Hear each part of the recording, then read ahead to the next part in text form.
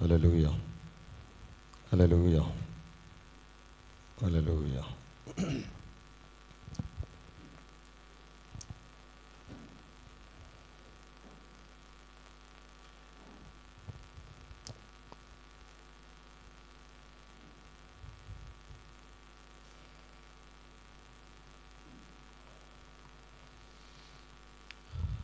లూకా సువార్త 23వ అధ్యాయం 26వ వచనం.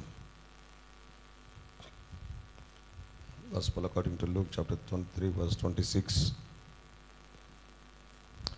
And as they led him away, they laid hold upon one Simon, a Cyrenian, coming out of the country, and on him they laid the cross, that he might bear it after Jesus.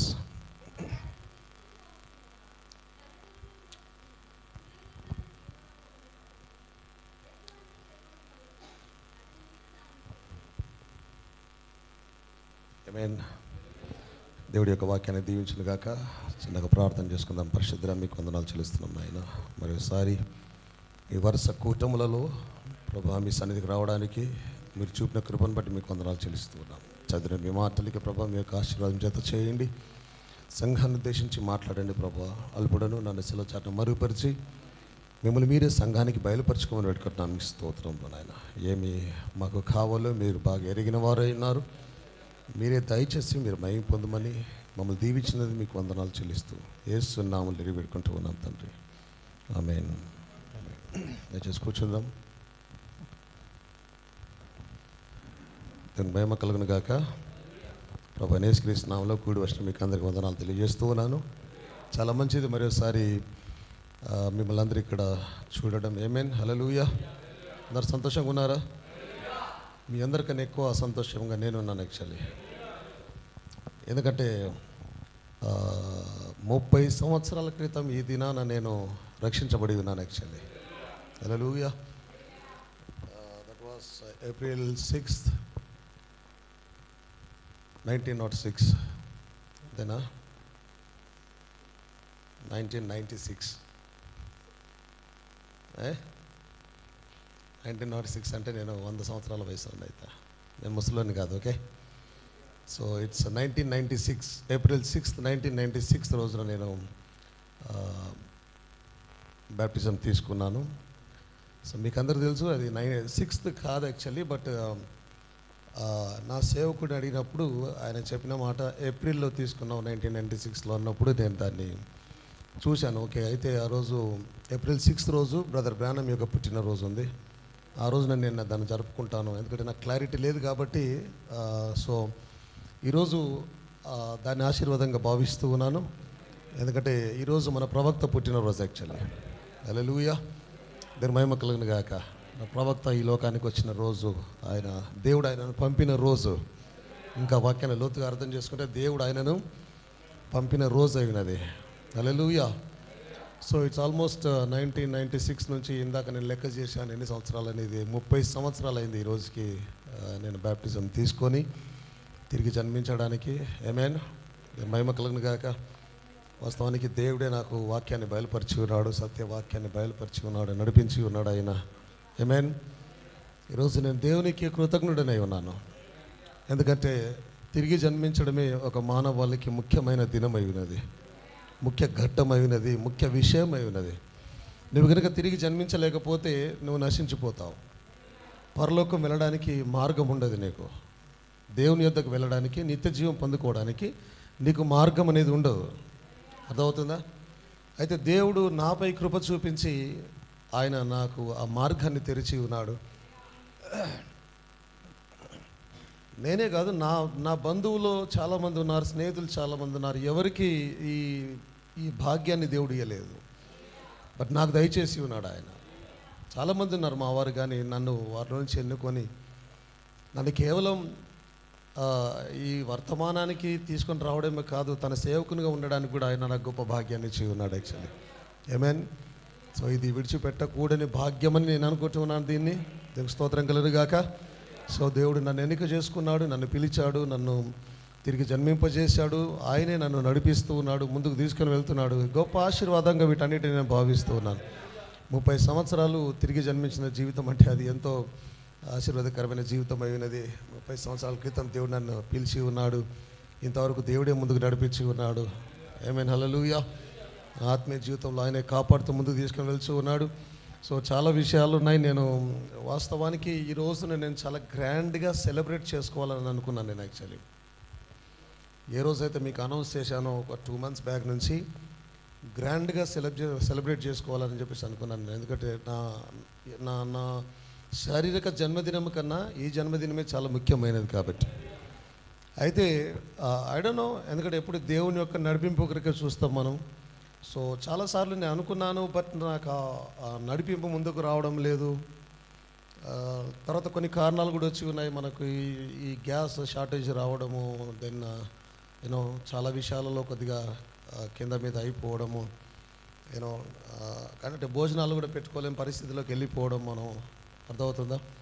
లేదా బయట నుంచి తెచ్చుకుందామంటే expensive అయిపోవడము, లేదా ఇంకా ఇవి కాకుండా నాకు ఎందుకో మరి హృదయంలో దేవుని నడిపింపు అనేది నాకు రాలేదు. అది దాన్ని చాలా పెద్దగా చేసుకోవడానికి, అయితే పంచుకోవడానికి చాలా విషయాలు ఉన్నాయి. ఆ దినాన్ని బట్టి ఆమేన్, అనేక విషయాలు ఉన్నాయి పంచుకోవడానికి. దేవుని చిత్తం అయితే నెక్స్ట్ టైం దేవుని రాకడ ఆలస్యం అయితే ఎత్తబాటనే జరగకపోతే నెక్స్ట్ ఇయర్ నేను చాలా గ్రాండ్గా చేసుకోవాలని ఆశపడుతూ ఉన్నాను. అంటే లోకానికి తెలియజేయాలనుకుంటున్నాను ఈ దినాన దేవుడు నన్ను ఏ విధంగా రక్షించి ఉన్నాడు అనేది. అఫ్కోర్స్ నా జీవితం ద్వారా నేను దాన్ని చూపిస్తూనే ఉన్నాను లోకానికి. నా జీవితం ద్వారా అనేకులకు మేలుకరంగా ఉంటూనే ఉన్నాను నేను. బట్ స్టిల్ లోకానికి నేను దాన్ని ఇంకొక రకంగా కూడా చూపించాలని ఆశపడుతూ ఉన్నాను. ఆమేన్.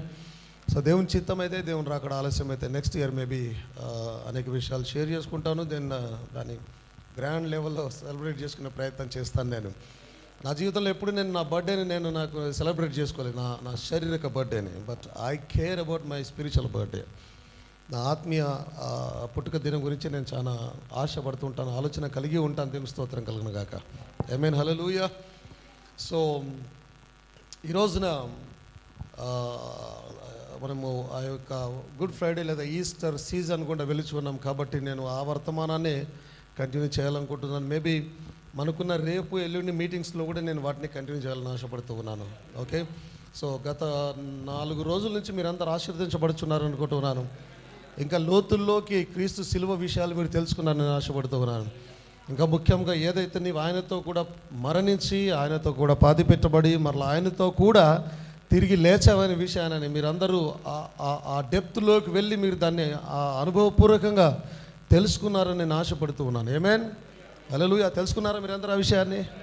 మనం క్రీస్తుతో కూడా మరణించాము, ఆయనతో కూడా పాతిపెట్టబడ్డాము, ఆయనతో కూడా తిరిగి లేచి వచ్చి ఉన్నాము.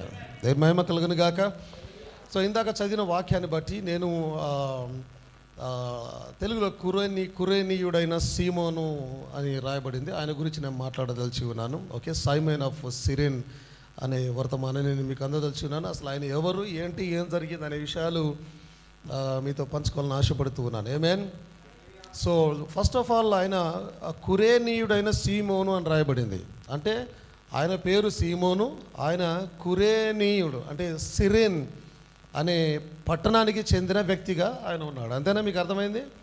కురేనీయుడైన సీమోను, సైమన్ ఆఫ్ సిరేన్.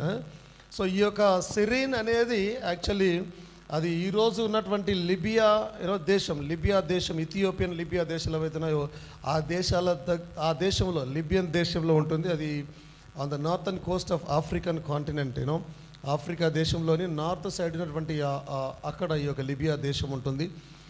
ఆ దేశంలో ఉన్న సిరీన్ అనే పట్టణం నుంచే ఈ వ్యక్తి వచ్చినట్టుగా చూపిస్తూ ఉంది అక్కడ. సో అక్కడ ఆ సిరీన్ అనే పట్టణంలో చాలామంది యూదులు వెళ్ళి అక్కడ సెటిల్ అయినట్టుగా చరిత్ర చూపిస్తూ ఉంది. ఓకే, చాలామంది యూదులు వెళ్ళి ఆ సిరీన్ అనేటువంటి ఆ పట్టణంలో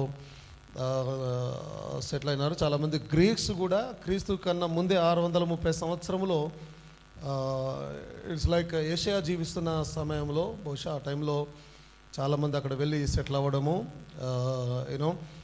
అక్కడ పాపులేషన్, జీవిష్ పాపులేషన్ చాలా పెరిగిపోయింది అక్కడ. వారు అక్కడ ఉండి సెటిల్ అవ్వడానికి ప్రయత్నం చేసి ఉన్నారు. Okay, so Cyrene was the capital of the Roman district of Cyrenaica. The time of Jesus crucifixion, క్రీస్తు యొక్క సిలువ టైంలో అది రోమన్ డిస్ట్రిక్ట్లోని సైరెనైకా అనే పట్టణం యొక్క క్యాపిటల్గా సిరీన్ అనేది అక్కడ ఉన్నట్టుగా మనకు తెలుస్తూ ఉంది. ఆమేన్, హల్లెలూయా, దేవునికి స్తోత్రం కలుగును గాక. ఆమేన్. అయితే చాలా జాగ్రత్తగా గమనించండి, అక్కడ యూదుల యొక్క పాపులేషన్ చాలా ఉండేది. ఆ సిరీన్ అనేటటువంటి, తెలుగులో దాన్ని ఎట్లా చెప్పాలో అర్థం రావట్లేదు. కురేని అనుకుందాం, అక్కడ కాగుదాం, కురేనీయుడైనా, ఓకే, కురేని, ఆ కురేని లేదా సిరీన్ ఇంకా ఇంగ్లీష్లోనే చాలా ఈజీగా ఉంది. అది సిరీన్ అనే ఆ పట్టణంలో యూదుల పాపులేషన్ చాలాగా ఉంది. అక్కడ చాలామంది వెళ్ళి సెటిల్ అవ్వడము, అక్కడ జీవించడము. మనకు తెలిసిందే, యూదులు ప్రపంచవ్యాప్తంగా చెదిరిపోయి ఉన్నారు ఆ టైంలో, అవునా? ప్రపంచవ్యాప్తంగా ఎక్కడో అక్కడ వెళ్ళిపోయి ఉన్నారు. ఈవెన్ క్రీస్తు టైంలో కూడా ప్రపంచవ్యాప్తంగా ఇంకా చెదిరిపోయి ఉన్నారు, ఓకే. కానీ హిట్లర్ టైంలో మరలా దేవుడు ప్రెషర్ తీసుకొచ్చి యూదులందరినీ మరలా వారి సొంత దేశానికి తీసుకొని రావడం జరిగింది. అప్పుడే ఆ ఇజ్రాయెల్ దేశానికి స్వాతంత్రం అనేది కూడా రావడం జరిగింది. మరలా స్వాతంత్రం రావడం, వారి సొంత భూభాగాన్ని వారు సంపాదించుకోవడము, స్వాతంత్రించుకోవడము, మరలా ఒక రాజ్యంగా స్థిరపడము. ఆమేన్. సో దేవుడు వారి ఎట్లా చూపిన కృప అయినది అదంతా కూడా, దేవుని మహిమ కలుగును గాక. అయితే ఈ కురేనీయుడైన సీమోను సువార్తలలో 3 సువార్తలలో ఆయన గురించి రాయబడింది. యాక్చువల్లీ ఆయన గురించి చెప్పబడింది 3 సువార్తలలో. దాంట్లో చూసినట్టయితే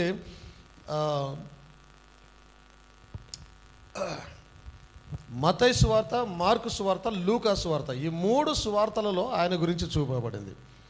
కానీ యోహాను సువార్తలో ఆయన గురించి ఏమీ రాయబడలేదు. ఈ 3 సువార్తలలో ఆయన గురించి చూపబడింది. ఆమేన్. అయితే ఈ సీమోను అనగానే ఆ పేరు యూదులకు సంబంధించిన పేరుగా మనకు కనిపిస్తూ ఉంది, అవునా? యూదులకు సంబంధించిన పేరుగా మనకు కనిపిస్తోంది సీమోను అనగానే. దెన్ ఈ కురేనీయుడైన సీమోను ఇజ్రాయెల్లో లేదా జెరూసలేంలో ఏం చేస్తున్నాడు ఆ టైంకి, అవునా? క్రీస్తు సిలువ మోసుకొని వెళ్ళుచూ ఉన్నప్పుడు ఆ టైంకి కురేనీయుడైన సీమోను కూడా అక్కడే ఉన్నాడు. ఆ సిలువ కొరడాలతో కొట్టడము, ఆయన బహుభారంగా దాన్ని మోసుకుంటూ వెళ్ళిపోవడం, చాలా కష్టమైన పరిస్థితిలో ఉండడం, ఈరోజు తన వల్ల కాలేని పరిస్థితిలో ఉన్నాడు, కింద పడిపోయే పరిస్థితిలో అలా చాలా బలహీనమైపోయి ఉన్నాడు. ముందుకు ఇంకా సిలువను మోసుకొని వెళ్ళడం కొద్దిగా కష్టమవుతోంది యేసుక్రీస్తుకి ఆ టైంలో. అందరు ఎక్కడ ఉన్నారా? సిలువను మోసుకొని వెళ్ళడము చాలా కష్టమవుతా ఉంది యేసుక్రీస్తుల వారికి.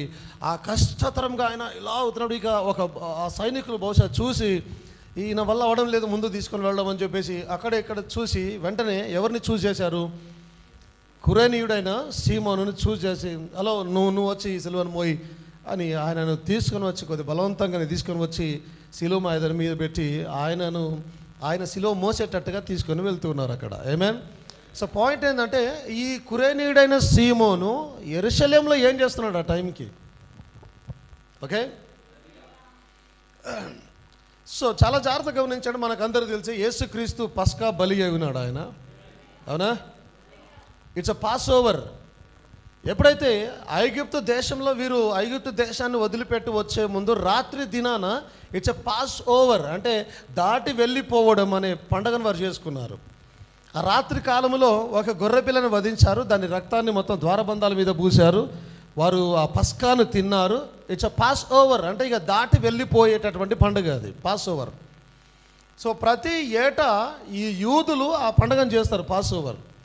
సో యేసుక్రీస్తు సిలువ మోస్తున్నటువంటి దినాలు కూడా అవే దినాలు, ఎగ్జాక్ట్గా ఆయన పాస్ ఓవర్గా ఎప్పుడైతే వారు గొర్రె పిల్లని బలిస్తారో అదే బలిగా, మీకు జ్ఞాపకం ఇంతకుముందు బోధించాను నేను, గొర్రె పిల్లని బలిస్తున్న అదే టైంలోనే ఈ దేవుని గొర్రె పిల్ల కూడా బలి అయింది అదే టైంలో. మీకు గుర్తుంది అది? ఇంతకుముందు నేను బోధించాను, చాలా చక్కగా బోధించాను. So maybe last year Good Friday Easter టైంలో నేను బోధించాను అనుకుంటూ ఉన్నాను. ఆ టైంలో ఎప్పుడైతే సిలువ ధ్యానాలు చేస్తూ ఉన్నప్పుడు అప్పుడు బోధించాను నేను అనుకుంటున్నాను, నాకు జ్ఞాపకం ఉన్నట్టుగా అయితే. సో ఆయన ఆ పస్కా బలిగా, పస్కా పశువుగా లేదా ఆ గొర్రెపిల్లగా ఆ దినాన వధించబడుతూ ఉన్నాడు. అంటే ఇప్పుడు ఆయన అంటాడు, యేసుక్రీస్తు పోయి నాకు ఆ గొర్రెను తీసుకురండి, లేదా ఆ గాడిదను తీసుకురండి, అలాగే అక్కడ నాకు ఒక రూమ్ కావాలా, రూమ్ ఇవ్వండి. ప్రభువు పస్కా భుజించాలని ఆశపడుచు ఉన్నాడు. అంటే పస్కా సీజన్లో ఉన్నారు ఎగ్జాక్ట్గా. మీకు అర్థమవుతుందా? ఎందుకు ఆ టైంలోనంటే ఎగ్జాక్ట్లీ ఎందుకు ఆ టైంలోనే యేసుక్రీస్తు వారు చనిపోతూ ఉన్నారంటే ఇవన్నీ ప్రవచనాలు ఉన్నాయి. ఆయన దేవుని గొర్రెపిల్ల అయి ఉన్నాడు, పాప పరిహార్థమై వధించబడనై ఉన్నాడు. కాబట్టి పస్కా దినాననే ఖచ్చితంగా జరిగి తీరాలి. అది అక్కడ నేను నాకు గుర్తుకొస్తున్నాయి బోధించిన విషయాలు. అక్కడ వారు ఆ బలిని చేస్తూ ఉన్నారు, ఇక్కడ ఈ బలి అర్పించబడుతూ ఉన్నది. యాక్చువల్లీ ఎగ్జాక్ట్ టైంలో నాకు మరలా గుర్తుకొస్తుంది. ఎగ్జాక్ట్ టైంలో వారు ఎప్పుడైతే గొర్రెని బలిస్తూ ఉన్నారో అది మధ్యాహ్నం 3 గంటల టైం, ఆ టైంలో అనుకుంటాను, నేను చెప్పినాను మీకు. ఆ టైంలోనే వారు అక్కడ బలిస్తున్న టైంలోనే ఇక్కడ ఎగ్జాక్ట్గా యేసుక్రీస్తు బలైపోతూ ఉన్నాడు ఆయన శిలువ మీద. గుర్తొచ్చిందా మీకు ఎవరికైనా? చాలా అద్భుతంగా ఉండే ఆ ప్రసంగం అది నాయన. సో ఇవన్నీ జరుగుతున్నాయి. ఆయనే పస్కా యొక్క బలి అయి ఉన్నాడు. ఆయన మరణిస్తున్నాడు దేవుని గొర్రెపిల్లగా. ఆ టైంలోనే పస్కా పండుగ అనేది జరుగుతూ ఉంది. ఈ టైంలో సాధారణంగా ఏం జరుగుతుందంటే ఇజ్రాయెల్ దేశంలోనే కాకుండా చుట్టుపక్కల దేశాలలో ఉన్న యూదులందరూ కూడా ఈ పండుగకి యెరూషలేంకి వచ్చేస్తారు. వారు ఈవెన్ మేబీ ఎరికోలో ఉన్నవారు, మేబీ బెత్లహేములో ఉన్నవారు, మేబీ చుట్టుపక్కల బేతనీయలో ఉన్నవారు, వారే కాదు ఇంకా ఎవరైనా వేరే దేశాలలో ఉన్నవారు కూడా ఆమేన్, వారు ఖచ్చితంగా పస్కాకు వారు యెరూషలేమునకు వచ్చి ఆలయంలో వారు దర్శించి వారు ఒక బలిని అర్పించుకొని ఆలయంలో ఇవన్నీ పాప పరిహారం చేసుకొని మరలా వెళ్ళిపోతూ ఉంటారు. అందుకే ఈ పస్కా జరిగే టైంలో యెరూషలేములో చాలా క్రౌడ్ ఉంటుంది, చాలా పబ్లిక్ చాలా ఉంటారు, చాలా బిజినెస్ జరుగుతూ ఉంటుంది, హెవీగా పాపులేషన్ వచ్చేస్తారు. అన్ని దేశాల్లో ఉన్నటువంటి యూదులందరూ వచ్చేస్తారు. వీరు కాక చూడడానికి వచ్చేవారు కూడా చాలామంది ఉంటారు అక్కడ. ఆయా దేశాల నుంచి అన్యులు చాలామంది ఆ టైంకి చూడడానికి వచ్చేవారు యాక్చువల్లీ. సో ఈ టైంకి యేసుక్రీస్తుల వారి శిలువ మోస్తున్న ఆ దినాలలోనే యెరూషలేం అనేది అది కిక్కిరిసిపోయింది ప్రజలతో. చాలా చాలా చాలా చాలా పబ్లిక్ వచ్చేసి ఉన్నారు. దేవునికి స్తోత్రం కలుగును గాక. ఏమైనా అందరు ఇక్కడ ఉన్నారా? సో ఈయన ఏం చేస్తున్నాడు, కురేనీయుడైన సీమోన్ ఏం చేస్తున్నాడు అంటే ఎగ్జాక్ట్లీ ఈయన కూడా యూదుడై ఉన్నాడు. ఈయన కూడా దేనికి వచ్చాడు? పస్కాను ఆచరించడానికి యెరూషలేంకి వచ్చి ఉన్నాడు. మేబీ ఆయన పిల్లలతో వచ్చి ఉండవచ్చు, లేదా భార్యతో పిల్లలతో వచ్చి ఉండవచ్చు, లేదా ఒంటరిగా వచ్చి ఉండవచ్చు. అది క్లారిటీ అనేది వాక్యంలో ఇవ్వబడలేదు. కేవలం ఆయన గురించి కురేనీయుడైన సీమోన్ అని మాత్రం రాయబడింది. సో మొత్తానికి ఆయన ఇక్కడ ఎందుకు కనిపిస్తూ ఉన్నాడంటే ఈయన సీమోన్ అనేది మనం జనరల్గా చూస్తూ ఉన్నాం. ఓకే, లిబియా అనేది చరిత్రలోకి వెళ్తే ఇవన్నీ కూడా అర్థమవుతుంది. చరిత్రలోకి వెళ్తే ఆ రోజు పాపులేషన్ అనేది అక్కడ చాలా ఉంది, యూదుల పాపులేషన్. ఈయన కురేనీయుడైన ఎందుకు క్లియర్గా వాక్యం ఆయనను కురేనీయుడైన సీమోన్ అని రాస్తూ ఉంది. ఎందుకంటే ఎవరు పడితే వాళ్ళు పేర్లు రాయడం లేదు. క్లారిటీ, వాక్యం ఎప్పుడు కూడా క్లారిటీ ఇస్తుంది, గుర్తుంచుకోండి. సో అక్కడున్న యూదుల్లో నుంచి ఆయన ఒక్కడే కాదు, ఇంకా చాలామంది వచ్చినట్టుగా నేను చూపిస్తాను మీకు ఇక్కడ. నాట్ ఓన్లీ కురేనీయులు మాత్రమే కాదు, ఇంకా వేరే వేరే దేశాల నుంచి వచ్చిన వారు కూడా, యూదులుగా ఉండి వచ్చిన వారు కూడా నేను మీకు చూపిస్తాను కాసేపట్లో. సో అక్కడ అర్థమవుతుంది ఎందుకు వచ్చారు అని అంటే పస్కాను ఆచరించడానికి వచ్చినట్టుగా మనకు అర్థమవుతూ ఉంటుంది. అది ఆమేన్, దేవుని మహిమ కలుగును గాక. అపొస్తలుల కార్యములు 6వ అధ్యాయము 8, 9, 10, 11, 12 వచనాలు చూసినట్టయితే స్టెఫను కృపతోనూ బలముతోనూ నిండినవాడై ప్రజల మధ్య మహత్కార్యములను గొప్ప సూచక క్రియలను చేయుచుండెను. ఎవరు? స్టీఫెన్. గుర్తున్నాడా? ఆయన చూడగానే ఎప్పుడు ఒక హతసాక్షి మర్డర్ చేశారు అంతవరకే తెలుసు. ఇక్కడ చూడండి ఏముంది ఆయన గురించి. స్టీఫెను కృపతోనూ బలముతోనూ నిండినవాడై ప్రజల మధ్య మహత్కార్యములను గొప్ప సూచక క్రియలను చేయుచూ ఉండెను. అంటే ఒక విశ్వాసి వారి విశ్వాస జీవితంలో ఎదుగుతున్నారు అని అంటే ప్రభు అంటాడు సూచక క్రియలు మీ యందు ఖచ్చితంగా కనిపిస్తాయని అంటాడు ఆయన. సో స్టీఫెన్ కూడా చాలా భక్తి గలవాడై ఉన్నాడు, దేవుని కొరకు బలంగా నిలబడ్డవాడై ఉన్నాడు. ఆయన గొప్ప కార్యాలను మహత్ కార్యాలను ఆయన సూచక క్రియలను అక్కడ చేస్తూ ఉన్నాడు ఆయన ఆ టైంలో. ఎప్పుడు ఇది అయిపోయిన తర్వాత ఇదంతా అపొస్తలుల కార్యములు చదువుతున్నాం ఇప్పుడు మనం ఇక్కడ. అర్థమవుతుందా? అంటే ఎప్పుడైతే సంఘం ఆరంభమైందో, ఎప్పుడైతే పరిశుద్ధాత్ముడు ఆ మేడగదిలో దిగి వచ్చి సంఘంలోనికి వెళ్ళి ఉన్నాడో, ప్రజలలోనికి వెళ్ళి ఉన్నాడో, ఆ తర్వాత సంఘం ఆరంభమైన కొన్ని దినాలకి కొన్ని నెలలకు సంథింగ్ ఎగ్జాక్ట్గా తెలియదు. ఆ టైంలో అక్కడ వెళ్తూ ఉన్నప్పుడు చాలా జాగ్రత్తగా గమనించండి. ఈ యొక్క అపొస్తలుల కార్యములు రాసింది మాత్రం లూకా రాశాడు. దీన్ని ఎవరు రాశాడు? వైద్యుడైన లూకా. ఆయన రాసినటువంటి ఇదైంది. ఎందుకంటే మీరు మొదటి అధ్యాయంలో మీరు చూసినట్టయితే మీకు అర్థమైంది. మొదటి అధ్యాయం మొదటి వచనాలు తీస్తామండి అపొస్తలుల కార్యములు. ఓ థియోఫిలా, యేసు తాను ఏర్పరచుకున్న అపొస్తలులకు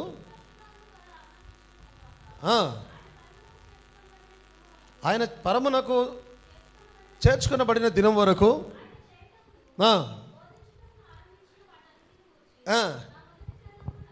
నా మొదటి గ్రంథమందు రచించితిని. వేటిని?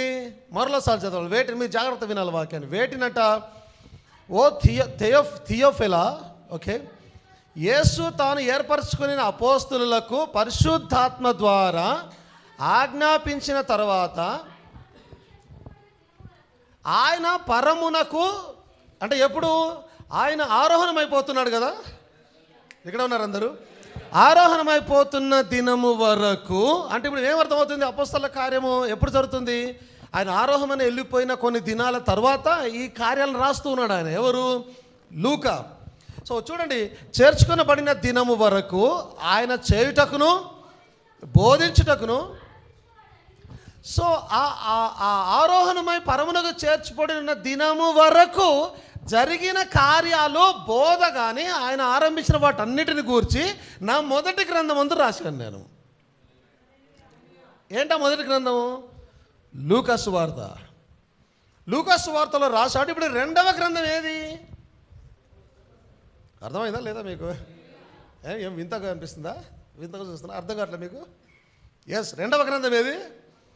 అపోస్తల కార్యాన్ని రాస్తున్నాడు. రాస్తూ ఆయన ఒక క్లారిటీ ఇస్తున్నాడు. ఏంటంటే, నేను ఆయన పరమునకు చేర్చుకునేబడే వరకు ఆయన చేసిన బోధలు, ఆయన కార్యాలు, ఆయన ఏం చేయమన్నాడు, ఏంటి, అవన్నీ నా మొదటి గ్రంథంలో రాశాను. ఇప్పుడు రెండో గ్రంథం రాస్తున్నాను అనే క్లారిటీని ఆయన ఇస్తున్నాడు. నా మొదటి గ్రంథం రచించింది. ఆయన శ్రమపడిన తర్వాత 40 దినముల వరకు వారికి అగుపడుచు దేవుని రాజ్య విషయంలో గూర్చి బోధించుచు అనేక ప్రమాణములను చూపి వారికి తను తాను సజీవంగా కనపరుచుకొనెను. ఆయన వారిని కలుసుకొని ఇలాగ ఆజ్ఞాపించను, మీరు యెరూషలేము నుండి వెళ్ళక నా వలన వినిన తండ్రి యొక్క వాగ్దానం కొరకు కనిపెట్టుడి. ఏంటది? మేడగది గురించి చెప్తూ ఉన్నాడు ఆయన. అర్థమవుతుంది అందరికీ? మేడగది గురించి చెప్తున్నాడు ఆయన. అంటాడు, మీరు పరిశుద్ధాత్మ కొరకు కనిపెట్టుడి, ఆ మేడగదిలో కనిపెట్టుకొని ఉండండి అని చెప్తూ ఉన్నాడు. యోహాను నీళ్లతో బాప్టిజం ఇచ్చాను, కానీ కొద్ది దినములలోగా మీరు పరిశుద్ధాత్మలోను బాప్టిజం పొందేదరా నేను.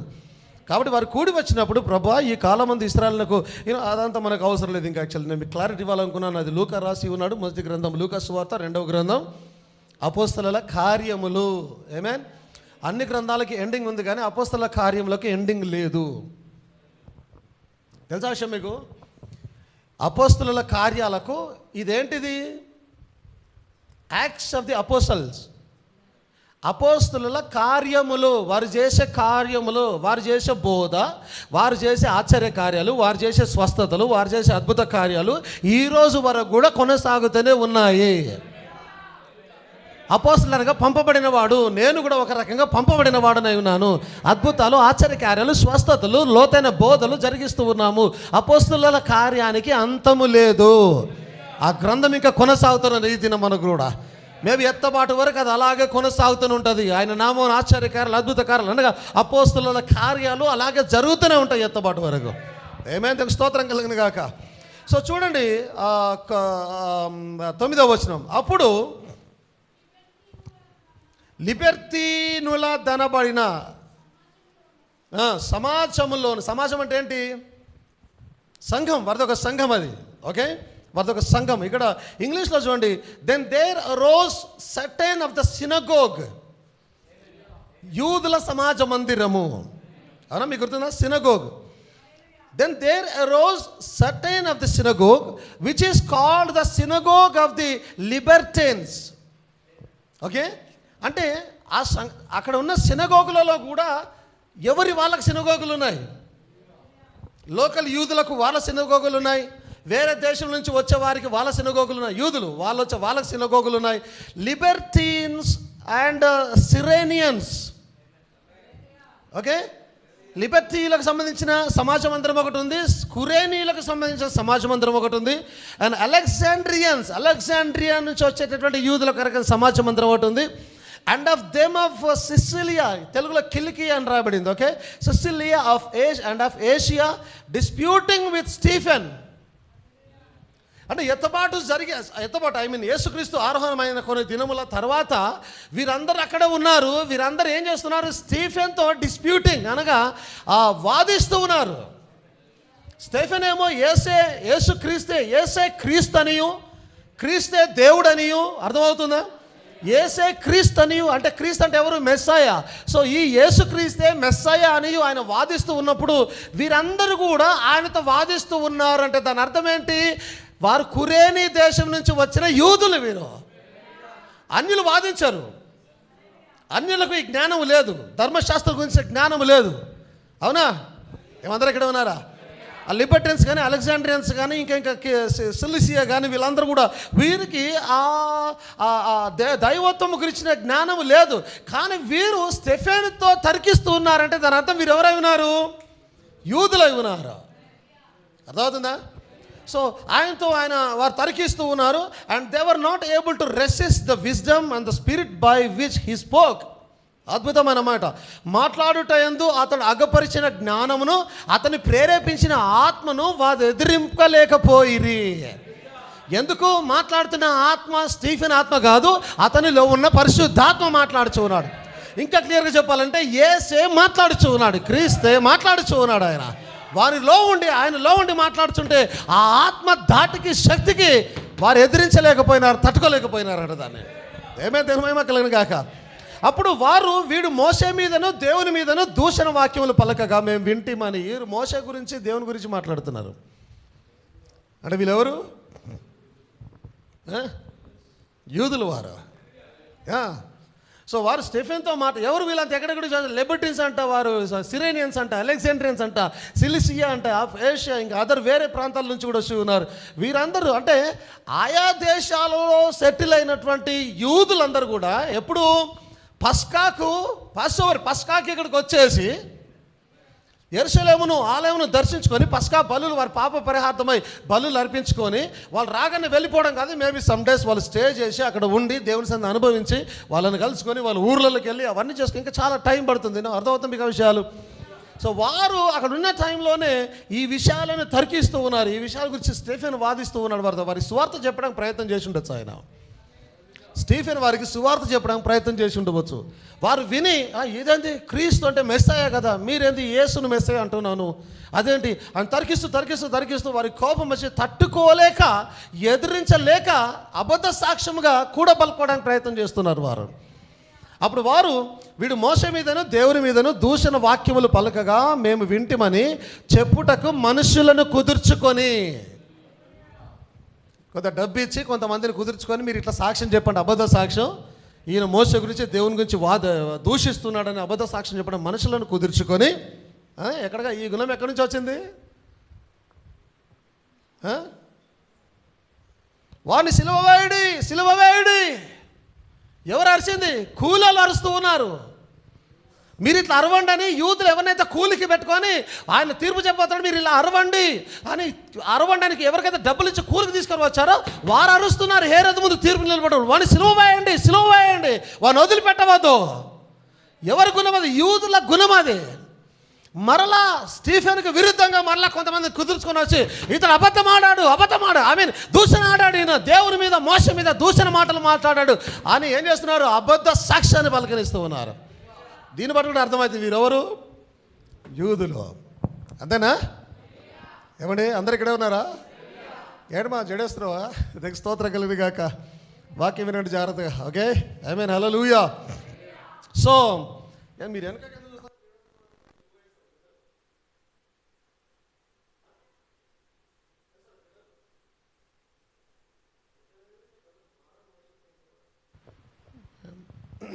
ఆమేన్, దేవుని మహిమ కలుగును గాక.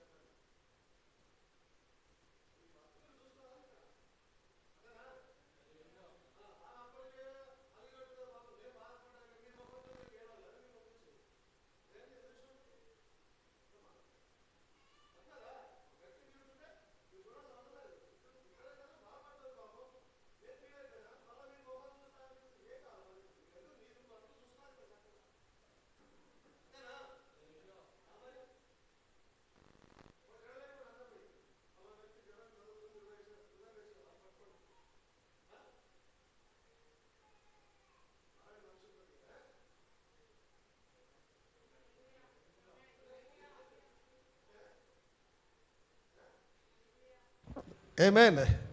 దేవునికి మహిమ కలుగును గాక. హల్లెలూయా. దేవునికి స్తోత్రం కలుగును గాక. ఎక్కడున్నాము? ఇట్లా జరుగుతుంది.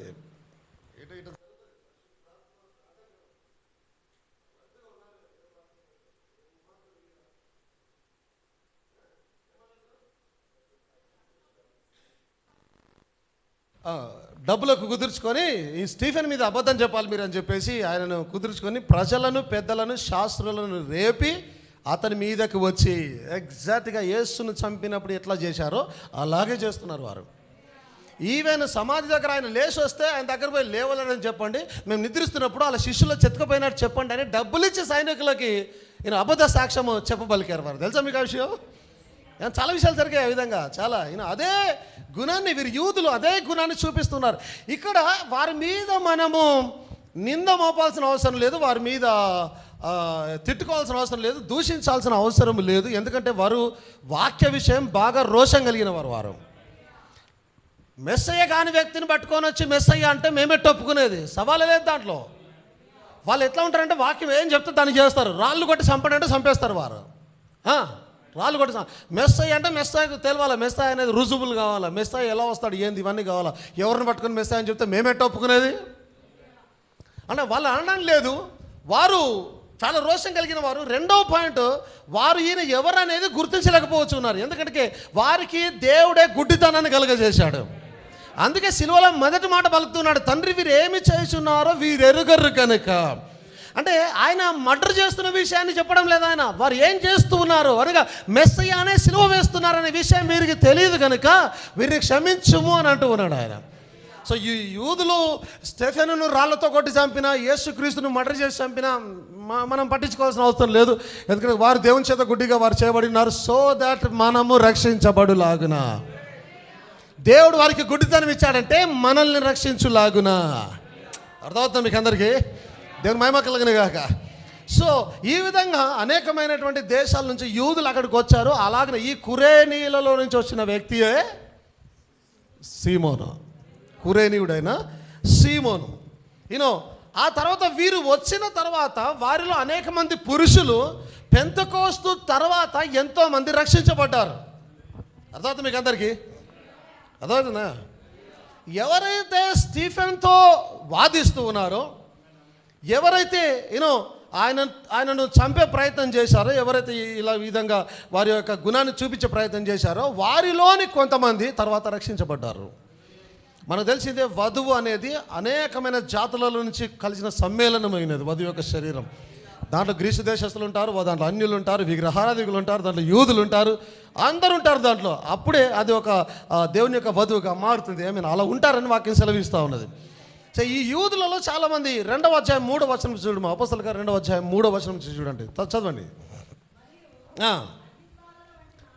మరియు అగ్ని జ్వాలల వంటి నాలుకలు విభాగింపబడినట్టుగా, ఇది ఎక్కడ? మేడగదిలో. ఆయన ఎదురు చూడండి అని అన్నారు. వీరందరూ మేడగదిలో ఉన్నారు, ఎదురు చూస్తూ ఉన్నారు.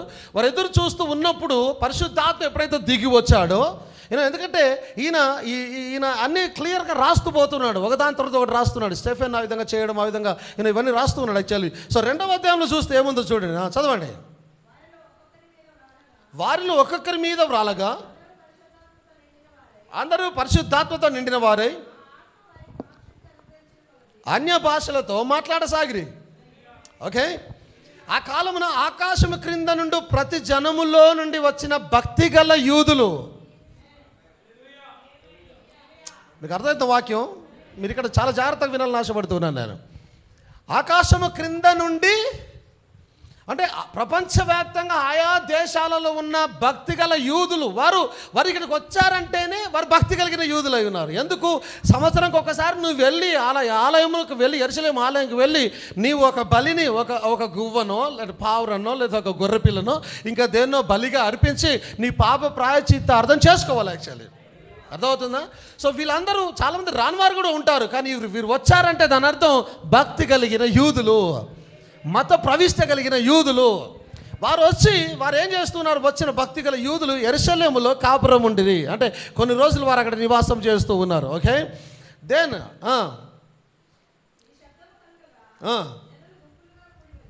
ఈ శబ్దము కలగగా జనులు గుంపులుగా కూడి వచ్చి ప్రతి మనుషుడు తన స్వభాషతో వారు మాట్లాడుట విని కలవరపడిరి. అంతటా అందరూ విభ్రాంతి నొంది ఆశ్చర్యపడి, ఇదిగో మాట్లాడుచున్న వీరందరూ గలిలీయులు కారా? ఏంటి వీళ్ళు ఇంతమంది మాట్లాడుతున్నారు, వీళ్ళంతా గలిలీయులు మాత్రమే కదా, ఈ దేశం సంబంధించిన వారు మాత్రమే కదా, ఫలానా ఈ హైదరాబాద్ వాళ్ళు మాత్రమే కదా వీరు, ఈ గలిలయలో ఉన్నవారే కదా వీరంతా కూడా, వారు కారా? మనలో ప్రతివాడు తాను పుట్టిన దేశపు భాషలో వీరు మాట్లాడటం మనం వినుచున్నామే, ఇదేమి అంటే ఇప్పుడు కురేని దేశం నుంచి వచ్చిన వానికి కురేని భాష వినిపిస్తూ ఉన్నది, లిబియా నుంచి వచ్చిన వాడికి లిబియా భాష వినిపిస్తూ ఉన్నది, కిలికియా నుంచి వచ్చిన వాడికి కిలికియా భాషలో దేవుడు మాట్లాడుతూ ఉన్నాడు, అలెగ్జాండర్ నుంచి వచ్చిన వాడికి అలెగ్జాండర్ భాషలో దేవుడు మాట్లాడుతూ ఉన్నాడు. అంటే ఆ దినాన్ని ఏ దేశాల నుంచి వచ్చారో ఈ గలిలయులు ఇక్కడ ఉన్నవారు ఆ దేశపు భాషను మాట్లాడుతూ ఉన్నారు.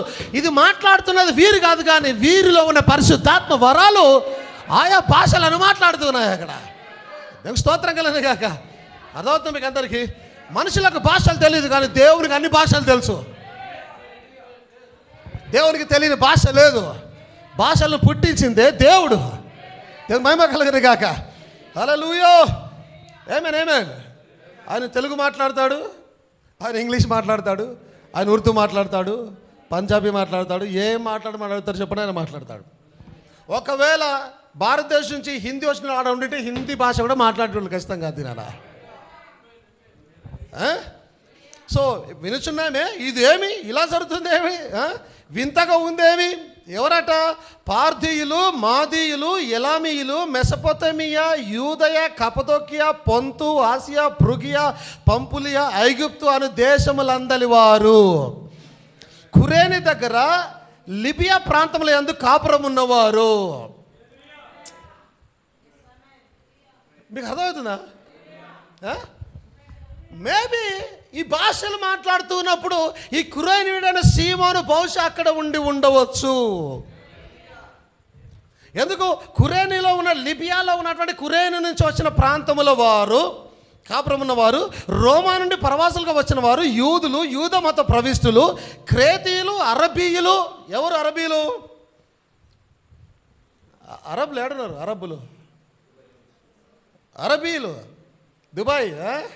ఏమేన్ అరబ్ అంటే దుబాయ్ ఒకటే కాదు, ఓకే, ఆడ ఉన్న దేశాలన్నీ కూడా అవన్నీ, యుఏఈ ఇంకా ఇతర దేశాలు అవన్నీ అరబీయులు. ఓకే, ఇంకేముంది?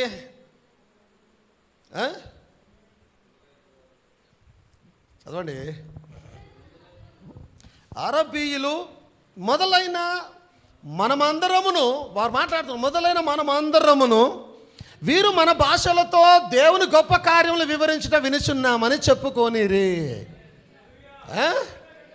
మన భాషలతో దేవుని గొప్ప కార్యాలను చెప్తూ ఉన్నారు. ఎందుకు వీరందరూ కూడా అందరూ విభ్రాంతి నొంది ఎటు తోచక ఇదేమగునని ఒకరితో ఒకటి చెప్పుకొనిరి. కొందరైతే వీరు కొత్త మద్యముతో నిండి ఉన్నారని అపహాస్యము చేసిరి. చూడండి వాక్యం నెమ్మది ఎక్కడ తీసుకెళ్తున్నదో. కొందరేమో వీళ్ళంతా కొత్త మద్యంతో నిండి ఉన్నారని అపహాస్యం చేశారట. చాలా జాగ్రత్తగా ఉండండి. బహుశా దీంట్లో కురేనీయుడైన సీమోను కూడా ఉండవచ్చు. తర్వాత మీకు క్లారిటీ వస్తుంది. ఏమైనా స్తోత్రం కలిగింది కాక. కొందరైతే వీరు కొత్త మద్యముతో నిండి ఉన్నారని అపహాస్యము చేసిరి. అయితే పేతురు ఆ 11 కూడా లేచి నిలిచి బిగ్గరగా వారితో ఇట్లనను, యూదయ మనుషులారా, యెరూషలేములో కాపురమున్న సమస్త జనులారా, ఇది మీకు తెలియనుగాక, చెవి ఎక్కిన మాట వినుడి. మీరు ఊహించుచున్నట్టు వీరు మత్తులు కారు, ప్రొద్దుబడిచి జామైనా కాలేదు. యోవేలు ప్రవక్త ద్వారా చెప్పబడిన సంగతి ఇదే. ఏమనగా, అంత్య దినములందు నేను మనుషులందరి మీద నా ఆత్మను కుమ్మరించదును, మీ కుమారులను మీ కుమార్తెలు ప్రవర్తించదురు, మీ యవనస్తులు దర్శనములను కలలను, మీ వృద్ధులు కలను కందురు. 17వ వచనం 2:17, 2:18, 19, 20, 38కి వెళ్తే, అయితే మీరు మానవస్సు మంది పాప క్షమాపణము ప్రతి వాడును ప్రభు అయిన యేసుక్రీస్తు నామములో బాప్టిజం పొందుడి అని అన్నప్పుడు 1000 మంది బాప్టిజం తీసుకొని ఉన్నారు. ఆయా దేశంల నుంచి వచ్చిన వారందరూ కూడా పేతురుతో బాప్టిజం తీసుకుంటున్నారు. అక్కడ బేబీ కురేనీయుడైన సీమోను కూడా ఆమేన్. హల్లెలూయా. ఆమేన్. కానీ ఎప్పుడైతే ఇది జరిగిన తర్వాత ఓకే, వీరందరూ రక్షించబడ్డారు, అన్యుల నుంచి రక్షించబడ్డారు, యూదుల నుంచి రక్షించబడ్డారు. చాలా అక్కడ నాట్ ఓన్లీ యూదులు, అక్కడ వేరే దేశాల గురించి చెప్పబడింది, అందరి గురించి కూడా. సో అందరూ రక్షించబడ్డారు. వారు అలా రక్షించబడి ముందుకెళ్తున్నారు. వారే ఆదిమ సంఘానికి పునాదులై ఉన్నారు. ఆ దినాన ఆ రక్షించబడిన వారే పునాదులై ఉన్నారు. చూడండి, ఎప్పుడైతే స్టీఫెన్ యొక్క మర్డర్ జరిగిందో, ఇది 2వ అధ్యాయంలో ఇవన్నీ బ్యాప్టిజం ఇవన్నీ జరుగుతూ ఉన్నాయి. ఎప్పుడైతే స్టెఫెను యొక్క మర్డరు అనగా సంఘం మీదకి ఎప్పుడైతే ఆ శ్రమలు వచ్చాయో, సాతాను యొక్క శ్రమలు వచ్చాయో, లేదా ఆ కఠినతరమైన పరిస్థితులు వచ్చాయో, ఎప్పుడైతే సౌలు ఇంటింటా పోయి ఎప్పుడైతే క్రైస్తవులను బయటకి వచ్చి మర్డర్ చేస్తున్నాడో, చంపుతూ ఉన్నాడో, గొప్ప శ్రమ ఎప్పుడైతే సంఘం మీదకి వచ్చిందో, ఎప్పుడు 6వ అధ్యాయంలో జరుగుతోంది స్టెఫెన్ని చంపడం. అవునా? ఆ తర్వాత అలాగే ముందుకెళ్తే 11వ అధ్యాయంలో చూడండి ఒకసారి. 11వ అధ్యాయం 1వ వచనం చూడండి. 1వ వచనం,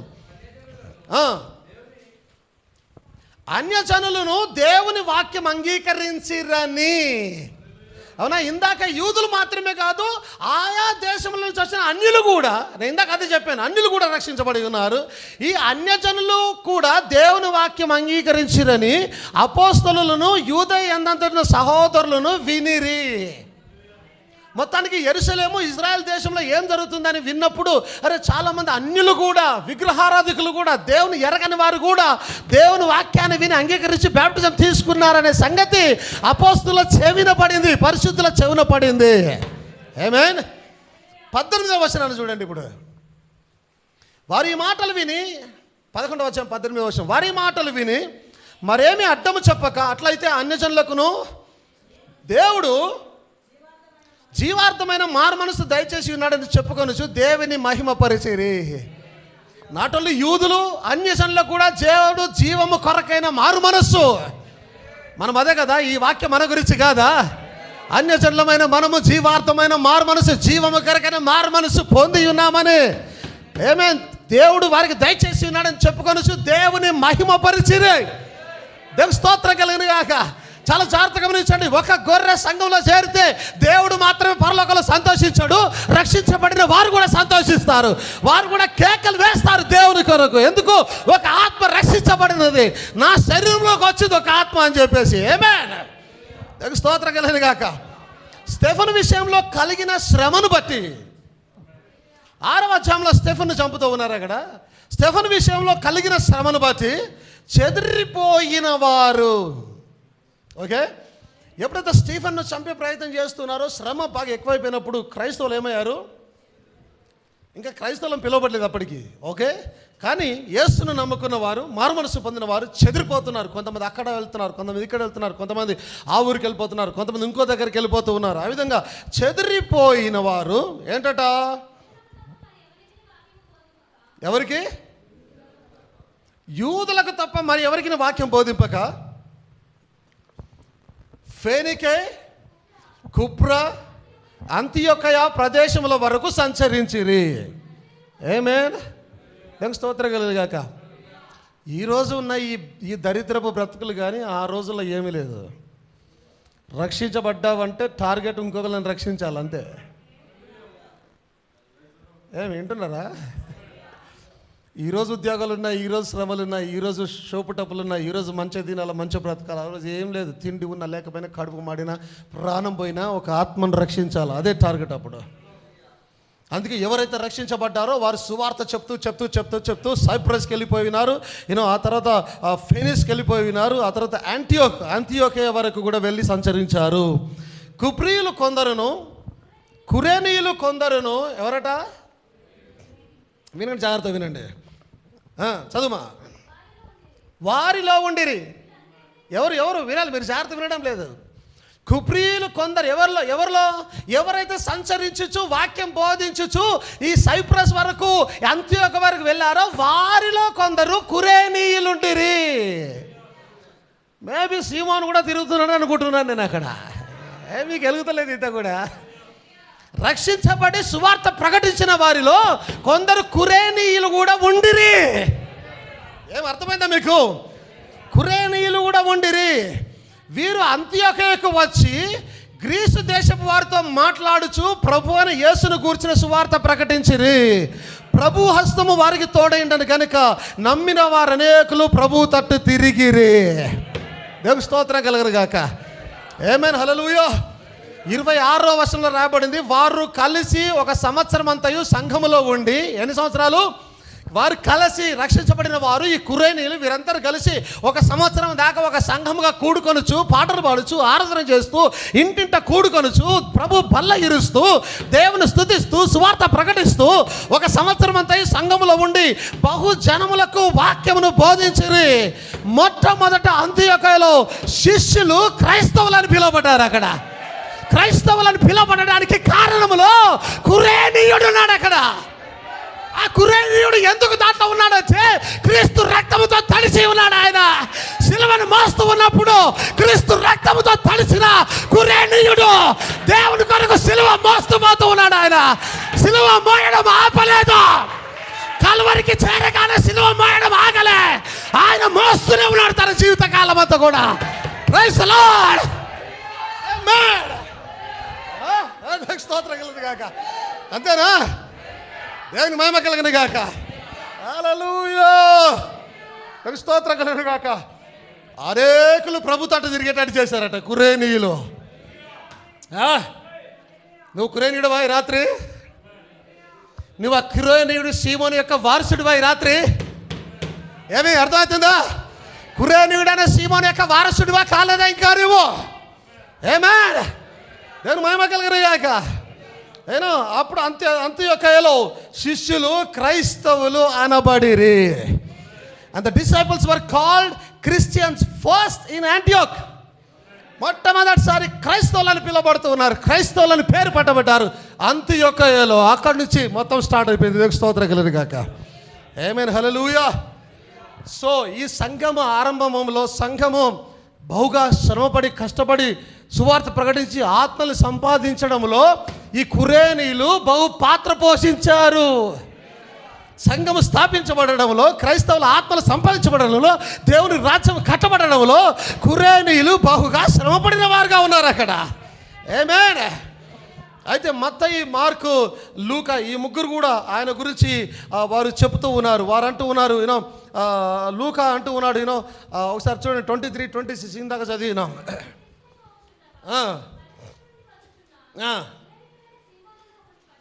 ఏదో పల్లెటూరు నుంచి అని రాయబడింది. తెలుగులో తప్పు ట్రాన్స్లేషన్ చేశారు మరలా. ఓకే, ఇట్లా చెప్పుకుంటే పోతే బైబిల్ అంతా తప్పు చేసినట్టు రాగేలా వారం దొరుకుతూనే ఉన్నాయి. అవునా? So English. And as they led him away they laid hold upon one Simon, a Cyrenian coming out of the country. ఒక కురేనీయుడు దేశము బయట నుంచి లోపలికి వస్తూ ఉన్నాడు. పల్లెటూరు నుంచి రావడంలే, కురేనీ దేశం నుంచి వస్తూ ఉన్నాడు ఆయన. అర్థమవుతుందా? యేసుని ఒకరిని పట్టుకొని యేసు వెంట సిలువను మోయటకు అతని మీద దానిని పెట్టిరి. కానీ వీరు ఆ ఇన్ఫర్మేషన్ మాత్రమే ఇద్దరు ఇస్తున్నారు. కానీ మార్కు ఏమి ఇస్తున్నాడో చూడండి ఒకసారి. మార్కు సువార్త 15వ అధ్యాయం 21వ వచనం. కురేనీయుడైన సీమోన్ అని ఒకడు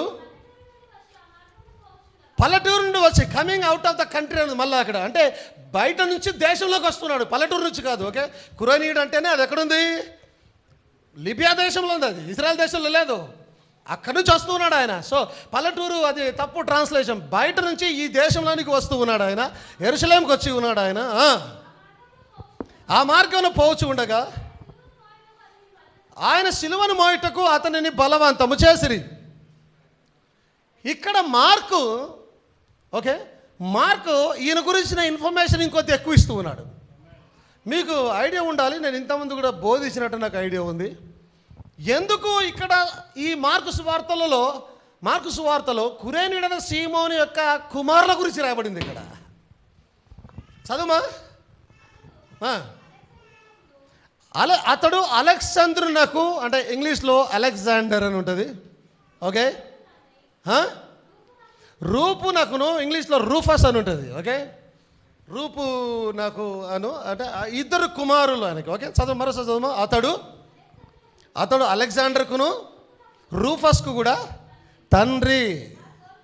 సో పరిశుద్ధాత్ముడు, జారుతూనండి, పరిశుద్ధాత్ముడు వాక్యం రాస్తూ ఉన్నప్పుడు ఒక దారిని ఇస్తూ ఉన్నాడు మనకి. ఓకే, ఒక ట్రేసింగ్ పాయింట్ ఇస్తూ ఉన్నాడు మనకి, ఎక్కడ పోతుంది అని చెప్పేసి. అది సో 2 సువార్తలలో అతని పేరు మాత్రమే, అతని ఊరు మాత్రం రాసి, ఈ సువార్తలో ఎందుకు మార్కు అతని పిల్లల గురించి కూడా రాశాడు. దాని అర్థం ఏంటంటే దేవుడు భవిష్యత్తులో ఏం జరగబోతుందో ట్రేసింగ్ను మన ముందు పెడుతూ ఉన్నాడు ఆయన. ఈ కురేనీయుడు అతని పిల్లలు ఏమిటి, తర్వాత జరిగేది ఏంటనే ఒక ట్రేసింగ్, ఒక లైన్ లేదా మనకు అర్థం కావడానికి దేవుడు క్లియర్గా రాస్తున్నట్టుగా మనకు అర్థమవుతా ఉంది అక్కడ. ఆమేన్. ఆ చోటు వారు గొల్గొతా అనబడిన చోటునకు ఆయనను తీసుకుని వచ్చి, గొల్గొతా అనగా కపాల స్థలం అని అర్థము. దేవునికి స్తోత్రం కలుగును గాక. ఇప్పుడు ఈయనకి 2 కుమారులు ఉన్నారు. ఆ 2 కుమారుల పేరేంటి? Alexander and రూఫస్. ఓకే, చాలామంది ఈ పేర్లు కూడా పెట్టుకుంటారు, నాకు తెలిసిన వాళ్ళు చాలామంది ఉన్నారు, అలెగ్జాండర్ అండ్ రూఫస్. ఓకే, సో ఈ 2 పేర్లు కలిగినటువంటి 2 పిల్లలు, కుమారులు ఆయనకున్నారు. ఓకే, దానికి స్తోత్రం కలుగును గాక. ఆమేన్. బ్రదర్ బ్రానమ్ అంటాడు, ఎప్పుడైతే ఈ కురేనీయుడు అనే సీమోన్ వచ్చి ఆయన సిలువను మోస్తూ ఉన్నాడో ప్రభువు దానికి జ్ఞాపకం ఉంచుకున్నాడు అంటాడు ఆయన. ఎందుకు? ఆయన తిరిగి ఇవ్వకుండా ఏది తీసుకోడు ఆయన. నీకు తిరిగి ఇచ్చే ఇది లేనప్పుడు నిన్ను సిలువ మోయనియ్యాడు ఆయన ఎట్టి పరిస్థితిలో. ఈ సీమోనును సిలువ మోయడానికి అవకాశం ఇచ్చాడు, లేదా ఆయన వచ్చాడు అని అంటే దాని అర్థం బ్రదర్ బ్రానమ్ అంటాడు, ఆయన దానిని గుర్తుంచుకున్నాడు, ఆయన మర్చిపోలేదు. ఆమేన్. అది సమ్వేర్ కోట్ ఎక్కడ ఉంది, అది బహుశా నేను దాన్ని తీయనట్టున్నాను, ఇందాక ఉండే నా దగ్గర, అది ఉంటుంది, ఎక్కడ పోతుంది అది. ఆమేన్. సో యేసుక్రీస్తుల వారు ఆయన చేసిన కార్యాన్ని, ఆయన అనగా సీమోను ఆయనకు క్రీస్తుకు చేసిన సహాయాన్ని ఆయన గుర్తుంచుకున్నాడు, ఆయన మర్చిపోడు దాన్ని. అర్థమవుతుందా? సీమోను చేసినటువంటి కార్యాన్ని, ఏం కార్యము? ఆయన చాలా కష్టములో ఉన్నప్పుడు ఆయన సిలువను మోయడానికి వచ్చాడు ఆయన. మరి క్రీస్తు గుణం ఏంటి? నేను ఆకలితో ఉన్నప్పుడు మీరు అన్నం పెట్టలేదు, నేను దాహంతో ఉన్నప్పుడు నీళ్ళు ఇవ్వలేదు అంటే, నీళ్ళు ఇవ్వకపోతే జ్ఞాపకం ఉంచుకున్నాడు, సిలువ మోస్తే మర్చిపోయేవాడు కాదు ఆయన. మీకు అర్థమవుతుందా? దానికి స్తోత్రం కలిగిన కాక. మళ్ళీ వేరే వారితో అంటాడు, నేను ఆకలి కనుక ఆహారం పెడుతుంది, దాహం కనుక నీళ్ళు ఇస్తుంది, బట్టలు లేకపోతే బట్టలు ఇచ్చిర్రి, కాబట్టి నా తండ్రి చేత ఆశీర్వదించబడిన వారలారా. సో ఈ కురేనీయుడైన సీమోను సిలువ మోసిన విధానాన్ని ఆయన మర్చిపోయేవాడు కాదు, ఆయన మరవడు. కాబట్టే రోమీలకు రాసిన పత్రిక 16వ అధ్యాయం 13వ వచనం చూడండి ఒకసారి. ఆయన మరిచే దేవుడు కాదు, ఆశీర్వదించే దేవుడు అయి ఉన్నాడు ఆయన, కృప చూపే దేవుడు అయి ఉన్నాడు ఆయన. ఆమేన్. చదువు. ప్రభువునందు ఏర్పరచబడిన రూఫస్ కు. Who is this రూఫస్? ఏమ్మా ఇక్కడ ఉన్నారా? ఆయుష్ ఇక్కడ ఉన్నారా? చిన్నారి, క్రీస్తు మర్చిపోయేవాడు కాదు ఆయన.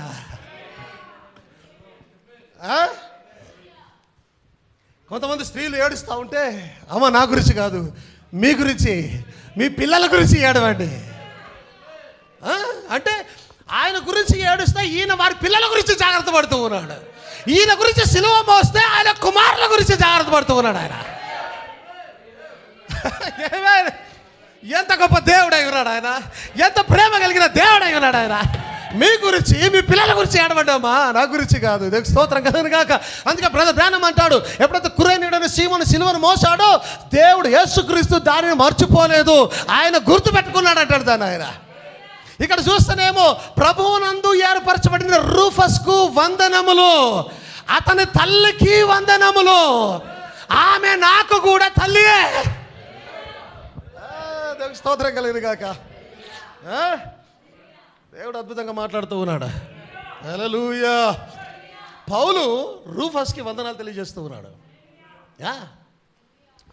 ఆఫ్ కోర్స్ మనకు డైరెక్ట్గా కనెక్షన్స్ మనకు దొరకడం లేదు, కానీ ఇప్పుడు పరిశుద్ధాత్ముడు ఇచ్చాడు కనెక్షన్స్ని. ఇచ్చాడా లేదా? ఎక్కడుంది రాసి, ఎక్కడుంది ఆయన కురేనీయుడు సీమోను కొడుకని ఎక్కడుంది? నువ్వు లైన్ల మధ్యలో చదివితే నీకు అర్థమవుతుంది అది. ఏం అర్థమవుతుందా? వరుసల మధ్యలో చదివితే నీకు అర్థమవుతుంది. నాకు అందుకే అర్థమైంది అది, ఎందుకంటే నేను వరుసలను కాదు, వరుస మధ్యలో రాయబడిన విషయాలను చదివి వాడనే ఉన్నాను నేను యాక్చువల్లీ. దేవునికి స్తోత్రం కలుగును గాక. ప్రభువునందు ఏర్పరచబడిన రూఫస్కు వందనములు, అతని తల్లికి వందనములు, ఆమె నాకును తల్లి అయి ఉన్నది. దేవునికి స్తోత్రం కలుగును గాక. ఇప్పుడు ఆ వయస్సును బట్టి కూడా మీరు జ్ఞాపకం చేసుకుంటే చాలా జాగ్రత్త వినండి. ఎప్పుడైతే సిలువ మోస్తున్నప్పుడు అక్కడ రాశారు, అప్పటికే ఆయన బహుశా పెద్దగా పిల్లలు ఉండవచ్చు, వారు నెమ్మదిగా ఎన్నిక చేయబడి పౌలు టైం వచ్చేసరికి వారు కూడా ఎన్నిక చేయబడి పౌలుకు పరిచయం అయ్యి మీరు ఇంకో మాట చెప్తూ ఉన్నాను. ఇప్పుడు పౌలు వారి గురించి మాట్లాడుతూ ఉన్నాడంటే వారు తెలిసిన వారే. ఇంకో మాట, ఎప్పుడైతే మార్కు వాళ్ళ గురించి రాస్తూ ఉన్నాడంటే వారు తెలిసిన వారే.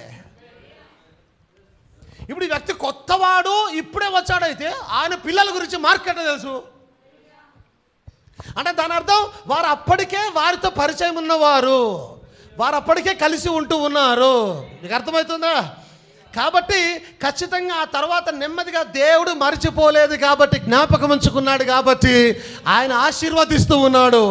రూఫస్ను ఎన్నిక తీసుకొని వచ్చాడు, తన తల్లిని తీసుకొని వచ్చి ఉన్నాడు. ఆమె నాకు కూడా తల్లి అని అంటా ఉన్నాడు. దేవునికి స్తోత్రం కలుగును గాక. ఆమేన్, హల్లెలూయా. అందరు ఇక్కడే ఉన్నారా? దేవుడు గొప్ప అవకాశం ఇచ్చాడు కురేనుడైన సీమోనికి. ఆమేన్. దేవుడు గొప్ప అవకాశం ఇచ్చి ఉన్నాడు. దేవునికి స్తోత్రం కలుగును గాక. ఆమేన్, హల్లెలూయా. దేవుడు గొప్ప అవకాశం ఇచ్చి ఉన్నాడు కురేనుడైన సీమోనికి. దేనికి? ఆయన సిలువను మోయడానికి, ఆయన భారాన్ని పంచుకోవడానికి, ఆయన కష్టాన్ని తెలుసుకోవడానికి. సిలువను మోస్తే భారం ఎలా ఉంటుందో అర్థం చేసుకోవడానికి. కానీ చాలా జాగ్రత్త గమనించాలి, సిలువను మోయగలిగిన పరిశుద్ధుడు కాదు కురేనుడైన సీమోను, అది కేవలం క్రీస్తు మాత్రమే ఉన్నాడు. సీమోను సిలువను మాత్రం మోస్తున్నాడు, లోక పాపాలను మోయడం లేదు. ఆయన లోక పాపాలను మోసేది దేవుని గొర్రెపిల్ల మాత్రమే మోస్తా ఉన్నది. సీమోను కూడా సిలువను మోస్తూ లోక పాపాలు మోయాలంటే ఈయన కూడా దేవుని గొర్రెపిల్ల అయి ఉండాలి. కానీ ఈయన దేవుని గొర్రెపిల్ల కాదే, ఇతను కేవలం కురేనుడైన సీమోను అయి ఉన్నాడు. కానీ యేసుక్రీస్తు అయితే ఏర్పరచబడిన దేవుని గొర్రెపిల్ల అయి ఉన్నాడు. లోక పాపాలను మోసుకొని పోతూ ఉన్నాడు ఆయన. అందరూ అనుకోవచ్చు, అరే సీమోను కొంచెం సిలువను మోస్తాడు కదా, లోక పాపాలను మోస్తాడు. అంత సీన్ లేదు. నీకు నాకు అంత సీన్ లేదు. కురేనుడైన సీమోనుకి అంత సీన్ లేదు. పేతురుకి అంత సీన్ లేదు. శిష్యులకు అంత సీన్ లేదు. మరియకు అంత సీన్ లేదు. ఎవరికి అంత సీన్ లేదు. కేవలం నీతిమంతుడైన ఒకడు, ఏ పాపము లేనివాడు, నీతిమంతుడు లేడు, ఒకడు లేడు. పాపము లేని పరిశుద్ధులైన యేసుక్రీస్తు మాత్రమే సిలువ మోయడానికి, లోక పాపాలు మోయడానికి యోగ్యుడైన వాడై ఉన్నాడు ఆయన.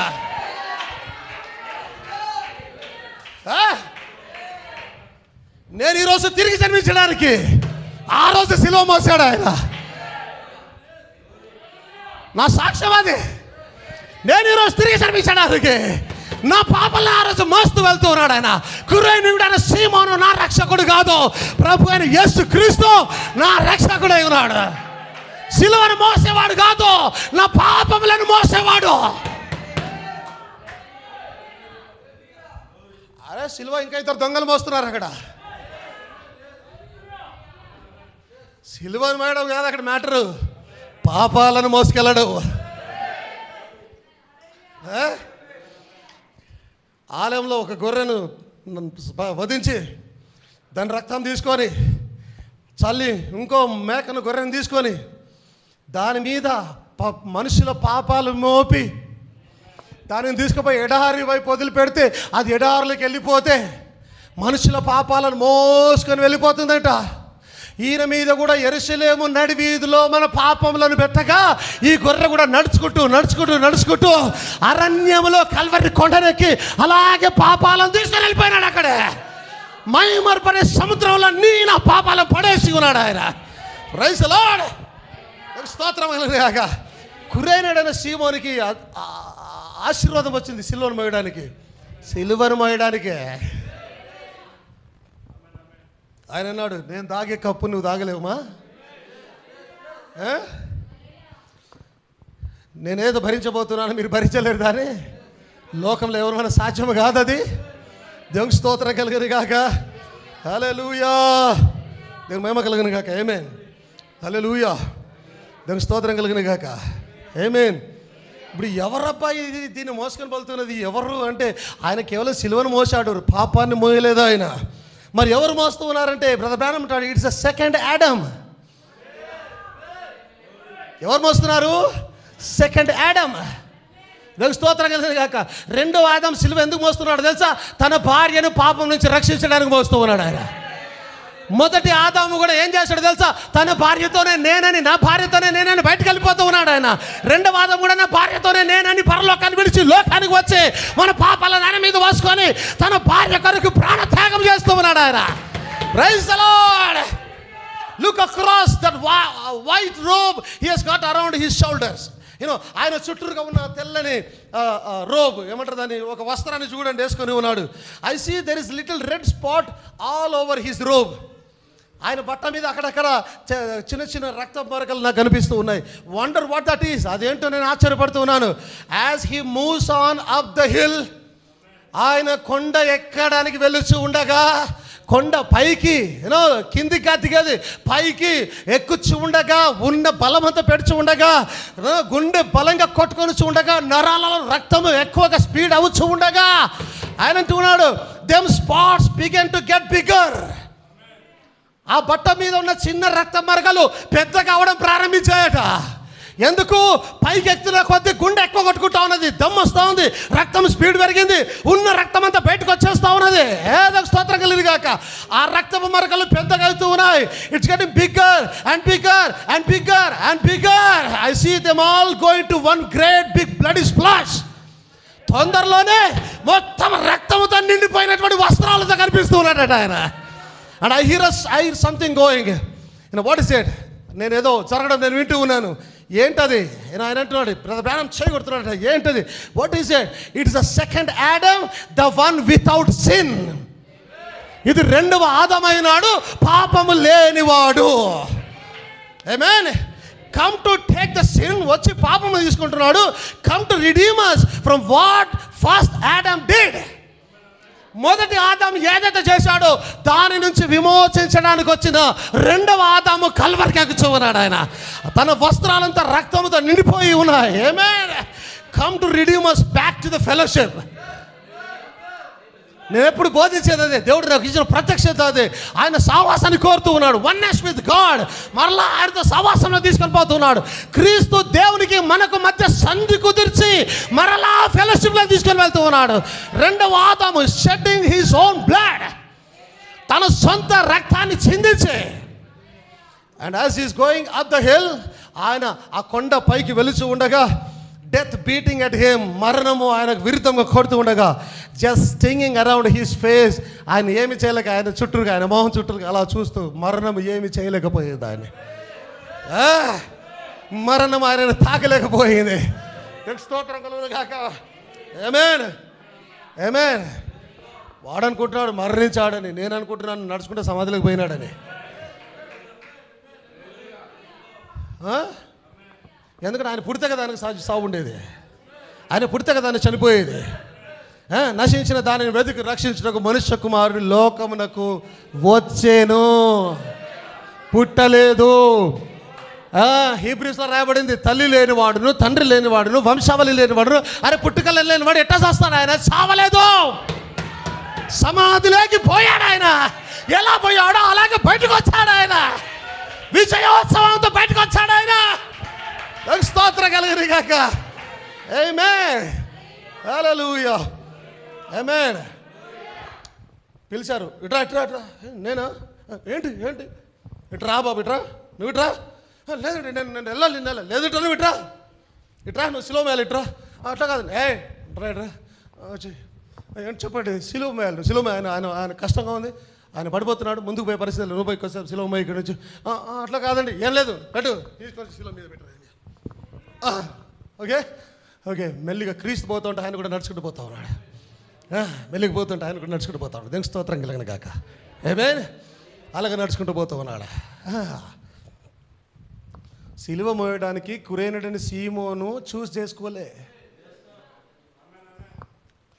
దేవుడే కృపచేత చూస్ చేసుకున్నాడు. నువ్వు మన ఎలక్షన్ కూడా అలాగే జరిగింది. మనము కోరుకోలే ఈ చైర్లో కూర్చోవాలని, నువ్వు కోరుకోలే ఈ చైర్లో కూర్చోవాలని. దేవుడు కోరుకున్నాడు నువ్వు రాయికల కూర్చోవాలి ఆ చైర్లో. దేవుడు కోరుకున్నాడు నువ్వు రక్షణ పొందు. దేవుడు కోరుకున్నాడు నువ్వు నిత్య జీవాన్ని పొందు. నువ్వు ఎప్పుడైతే పాపంలో ఉండి నేను అటు వెళ్ళాలి, నేను ఇక్కడ వెళ్ళాలి అని ఏం లేదు, రా, నేను ఎన్నుకున్నాను ఆల్రెడీ. నీ మీద కృప చెప్తున్నాను, నువ్వు రా, నువ్వు ఖచ్చితంగా సిలువ మోయాల్సిందే. ఇది నాన్న కృప చేతనే మీరు రక్షించబడి ఉన్నారు. మన సొంత కార్యముల వలన కాదు. దేవునికి స్తోత్రం కలుగును గాక. ఆమేన్, హల్లెలూయా. మీరు విశ్వాసము ద్వారా కృప చేతనే రక్షించబడి ఉన్నారు. ఇది మీ వలన కలిగినది కాదు, దేవుని వరమే. దేవుని వరమే. ఇది క్రియల వలన కలిగినది కాదు. కనుక ఎవరు అతిశయపడ వీలు లేదు. నేను సిలువ మోసాను, నో, దేవుడు అవకాశం ఇచ్చాడు సిలువ మోయడానికి. నేను లేకపోతే ఆ సిలువ మోసవాడు లేడు. లేదు, దేవుడు నీకు అవకాశం ఇచ్చాడు ఆయనకి. Praise the lord. స్తోత్రం కలుగును గాక. ఇది దేవుని వరమే.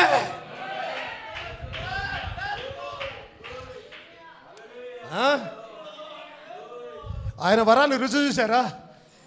రుచి చూశారా ఆయన వరాన్ని? రుచి చూసి ఎరిగి తిని యెహోవా ఉత్తముడనే. స్తోత్రం కలుగును గాక. యెహోవా ఉత్తముడై ఉన్నాడు, మంచి దేవుడై ఉన్నాడు ఆయన, రక్షకుడై ఉన్నాడు ఆయన, పాపంలో క్షమించువాడై ఉన్నాడు ఆయన, పరిశుద్ధవాడై ఉన్నాడు, నా తండ్రి అయి ఉన్నాడు ఆయన, నన్ను కన్నవాడై ఉన్నాడు ఆయన, నా భర్త అయి ఉన్నాడు ఆయన, నా ప్రియుడై ఉన్నాడు ఆయన.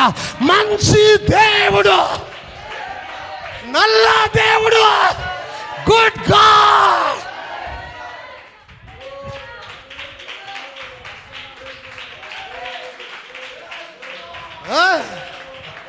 ఆమేన్, హల్లెలూయా. దేవుని స్తోత్రం కలుగును గాక. గుర్తించావా దేవుని వరాన్ని? పట్టుకున్నావా దేవుని వరాన్ని?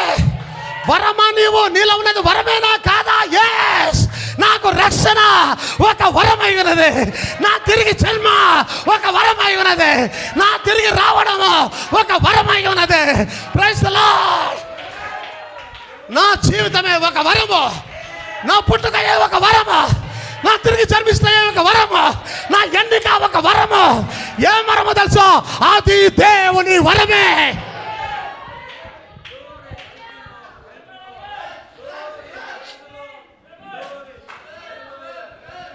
గుర్తించావా దేవుని వరాన్ని? గుర్తించారా దేవుని వరాన్ని? దేవునికి స్తోత్రం కలుగును గాక. ఆమేన్, ఆమేన్. ఆ వరం ఇప్పుడు ఇచ్చింది కాదు,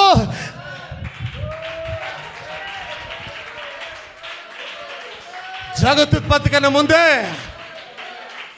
మీకు తెలుసా, కొద్ది మూట తీసి మూట కట్టి పెట్టాడట దాన్ని. ఆ మూటలో కొద్దిగా ఇప్పుడు ఇప్పుతున్నాడు ఆయన వెళ్ళిగా. రైట్ నౌ, ఇప్పుడే మూట ఇంకా కొద్దిగా ఇప్పుతూ ఉన్నాడు ఆయన, మూటను ఇప్పుతూనే ఉన్నాడు ఆయన. వరము జగత్తుత్పత్తి కన్నా ముందే నీలో పెట్టాడు దాన్ని ఆయన.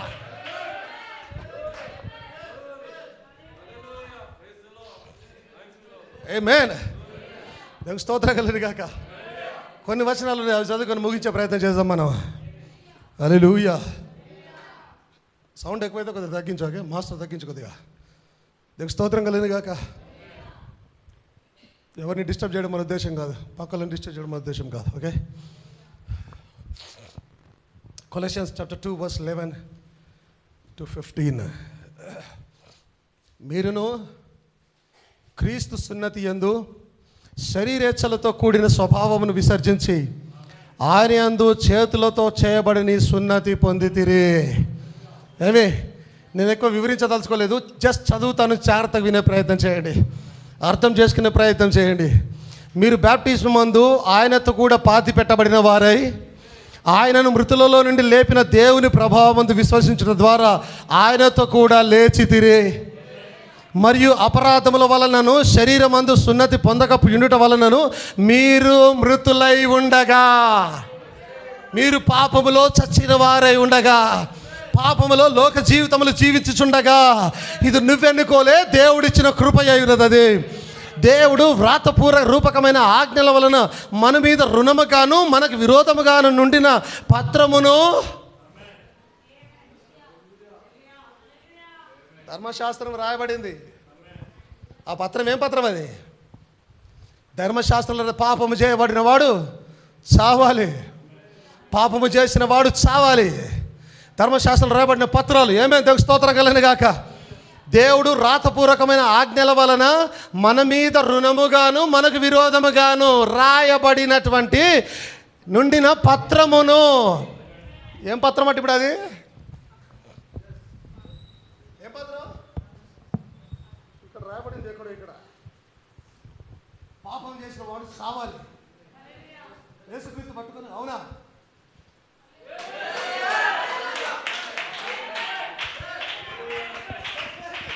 సాతాను చేతుల్లో ఉన్న ఒక పత్రం గురించి మాట్లాడతలే. ఏం రాశాడు ఇక్కడ? జాగ్రత్త చదవండి మీరు. దేవుడు రాతపూర్వకమైన ఆజ్ఞల వలన మన మీద రుణముగాను మనకు విరోధముగాను నిండిన పత్రమును మేకులతో సిలువకు కొట్టి దాని మీద చేవ్రాతను తుడిచివేసి మనకు అడ్డము లేకుండా దానిని ఎత్తి వేసి మన అపరాధములన్నిటినీ క్షమించి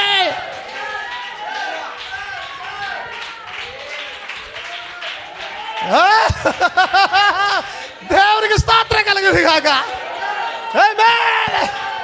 అందుకే ఎవడైతే నీతిమంతులను పిలబడ్డాడో వారి మీద పాపము ఎలా మోపేది? పత్రాన్ని చెప్పాడు ఆయన, సిలువకు మేకులతో కొట్టాడు ఆయన. స్తోత్రం కలుగును గాక. ఏమైనా హల్లెలూయా. అపరాధములన్నిటిని క్షమించి ఆయనతో కూడా మిమ్మును జీవింపజేశాను.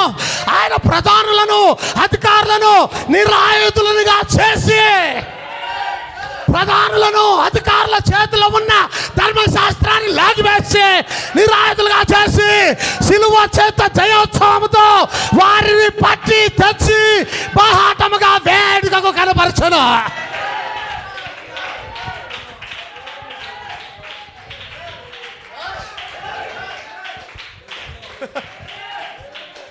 ఇప్పుడు చెప్పండి, సిలువకి ఎందుకు పోతున్నాడు ఆయన?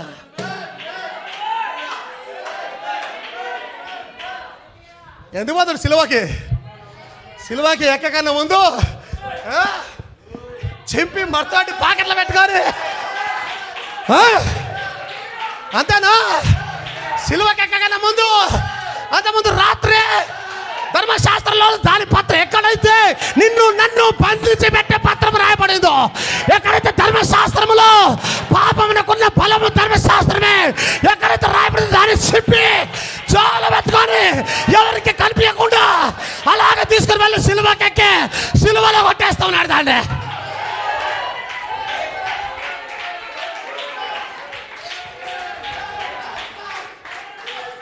ఏం కొడుతున్నాడు అక్కడ? నా పాపాన్ని కొడుతున్నాడు అక్కడ.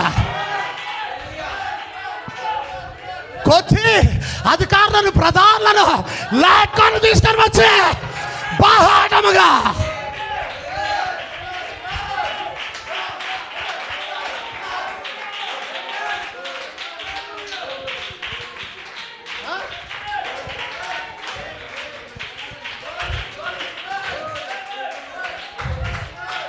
ఆయన ప్రధానులను అధికారులను నిరాయుధులుగా చేసి ఉన్న ఆయుధాలు లాగేసి చదవండి వాక్యాన్ని, ధ్యానం చేయండి వాక్యాన్ని, మీకు అర్థమవుతుంది. నీ జీవితం ఎలాగో నీకు అర్థమవుతుంది. అధికారులను, సద్దుకైలను, పరిసయ్యులను, ప్రధాన యాజకుడిని, రాజులను నిరాధారులుగా చేసి ఆధారం లేని వారిగా చేసి ఆయుధాలు లేని వారిగా చేసి సిలువ చేత జయోత్సవంతో వారిని పట్టి తెచ్చి పబ్లిక్ గా వేడుకకు కనపరచాడట. పండుగ చేస్తూ ఉన్నాడు ఆయన.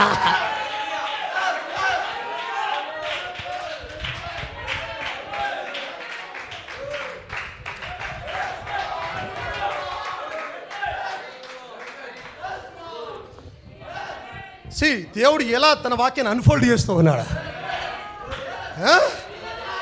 ఎలా వాక్యాన్ని ఆయన తెరుస్తూ ఉన్నాడు, ఇంకా ధరిస్తూ ఉన్నాడు. ఇప్పుడు అర్థమవుతుంది నాకు ఎందుకు ప్రధానులను, ఎందుకు అధికారులను నిరాధారులుగా చేసి బాహాటముగా సిలువ యొద్దకు తీసుకుని వచ్చి, సిలువ ఎక్కడుంది? కల్వరిలో ఉంది.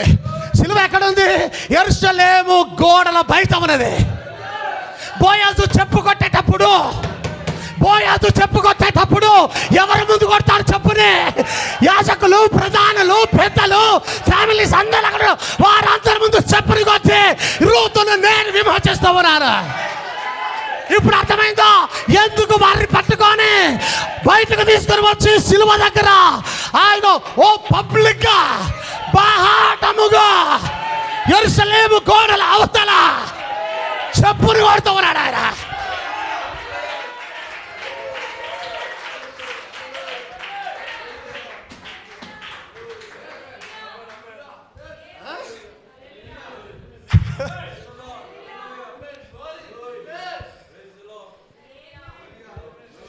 ఇది కదా నా తిరిగి జన్మ యొక్క ఆశీర్వాదం.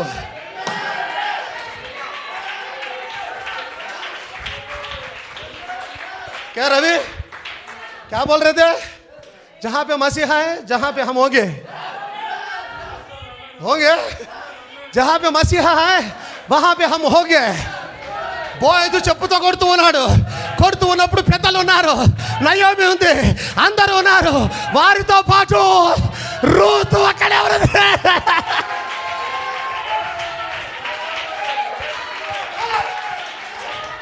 ఎప్పుడైతే అధికారాలు పట్టుకొని వస్తూ ఉన్నాడో, ఎప్పుడైతే బాధంగా చూస్తూ ఉన్నాడో, నేను అక్కడే నిలబడి ఉన్నాను. రూతును అక్కడే ఉన్నాను నేను.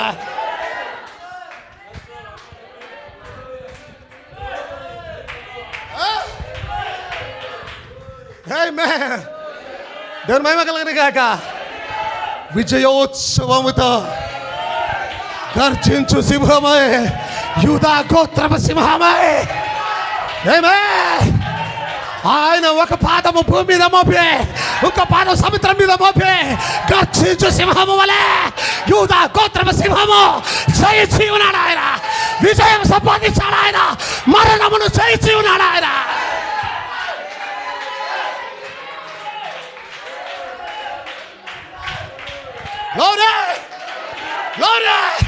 నీకు అర్థమవుతుందా ఈ దినాన? నీకు అర్థమవుతుందా ఈ దినాన? నువ్వెక్కడ ఉన్నా సిలువ పక్కనే ఉన్నా. సిలువలో ఇద్దరు దొంగలు కాదు, ముగ్గురు దొంగలు ఉన్నారు. ముగ్గురు దొంగలు ఉన్నారు. ఆ మూడవ దొంగ నేనే.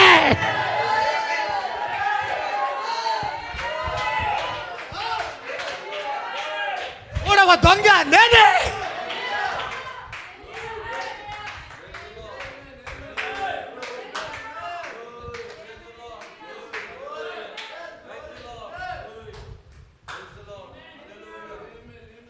హల్లెలూయా, హల్లెలూయా. వాక్యం ప్రిపేర్ అవుతున్నప్పుడు నా పరిస్థితి ఇంతే ఉంటుంది అలా తెలుసా. ఒంటరిగా ఉంటాను ప్రిపేర్ చేస్తున్నప్పుడు. సైలెంట్ ఎక్కడిదక్కడ. లోపల ఇవే కేకలు ఉంటాయి, లోపల ఇవే ధ్వనులు ఉంటాయి, లోపల ఇవే నాట్యం ఉంటుంది, లోపల ఇదే అల్లరి జరుగుతూ ఉంటుంది. ఎందుకంటే మీకన్నా ముందుగా అనుభవించేది నేనే. పరిస్థితి ఎక్కడ నన్ను నేను సిలువ పక్కన చూసుకొని బాహాటముగా క్రీస్తు చెప్పు తీసుకొట్టడా. బాహాటముగా పాకెట్ నుంచి తీసి సిలువకు కొట్టి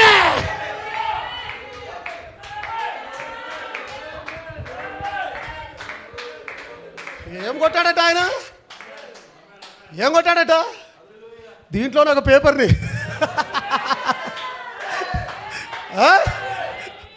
అరే దీన్ని చింపడం పాపం. పాపాన్ని చింపుతున్నాడు ఆయన. పాపాన్ని చింపుతున్నాడు ఆయన. అమ్మో దాన్ని పాపం చింపొద్దు. ఆయన కాదు నువ్వు చెప్పేది, ఇంకొకరికన్నా చెప్పుకోపోయి దాని కథలన్నీ కూడా చింపి తీరుతాడు ఆయన. వాక్య సెలవిస్తుంది, దాన్ని తీసి సిలువకు మేకుతో కొట్టి బాహాటంగా తెలియజేస్తున్నాడు, నేను శామ్యూయల్ భూపకాన్ని విమోచించాను. శామ్యూయల్ నా బిడ్డ. ఈ రోజు నుంచి శామ్యూయల్ నాలో భాగమయ్యాడు. దినాన శామ్యూయల్ తిరిగి జన్మించాడు. రుజువేంటి? రుజువేంటి? ఇదిగో రుజువా.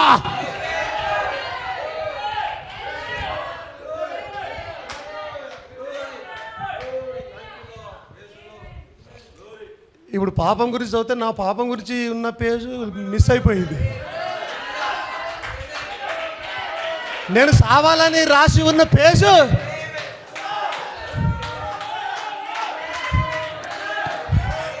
నన్ను ఎవడు తాకలేడు. నన్ను ఎవడు తాకలేడు. నన్ను చంపే అధికారం లేదు దాంట్లో. ఇంకా నాకు స్తోత్రం కలదు కాక. ఎప్పుడైతే సిలువ కొట్టాడో నిత్య జీవాన్ని ఇస్తూ ఉన్నాడు ఆయన. మరణము లేదు నాకే, నిత్య జీవము క్రీస్తుతో కూడా యుగ యుగములు తరతరములు జీవించబోతూ ఉన్నాను నేను.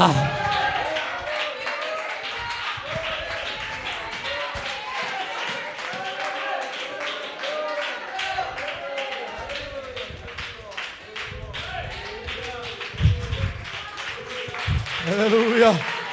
దేవునికి స్తోత్రం కలుగును గాక. దేవునికి మహిమ కలుగును గాక.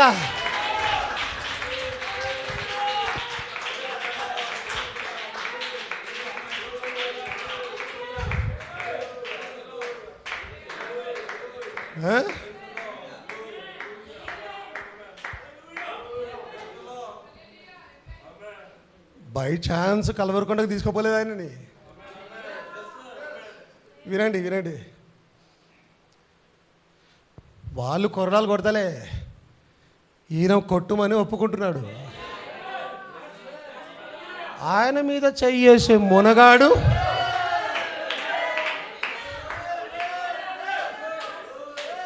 నోర్మోయి, నా తండ్రికి ఆజ్ఞాపిస్తే వేల కొలది దూతలు రావా అంటే ఇప్పుడు కొట్టడానికి ఒప్పుకుంటుంది ఎవరు?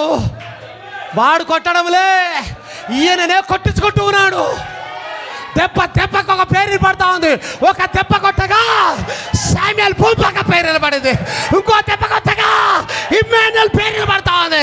ఇంకో దెబ్బ కొట్టగా జ్యోతి పేరు నిలబడతా ఉంది. కొట్టు లేదు, గొర్రె పిల్ల జీవ గ్రంథంలో ఎన్ని పేర్లు ఉన్నాయో అన్ని దెబ్బలు కొట్టు నా మీద.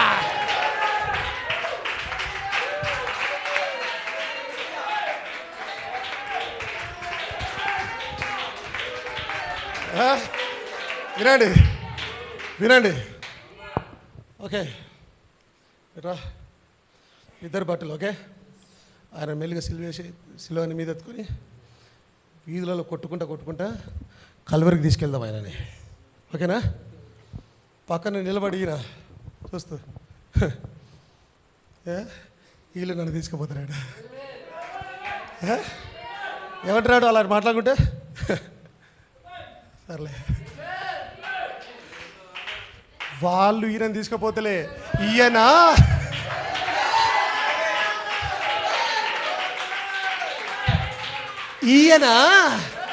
అధికారులను, ప్రధానులను, యాచకులను, రాజులను, పబ్లిక్ని, ఊరునే ఎరుసలేమునే ఈయన లాక్కొని పోతున్నాడు కల్వరికి. ఆయన ఎవడు లాగలేడు, ఆయన లాక్కొని పోతూ ఉన్నాడు ఆయన. ఎందుకంటే ఇద్దరు ముగ్గురు సాక్షుల ఎదుట అది ధృవీకరించబడాలి. ఆయన అన్నాడు, ఇద్దరు ముగ్గురు కాదు, యెరూషలేము మొత్తం సాక్షిగా నిలబడతాయి. ఇది నాన్న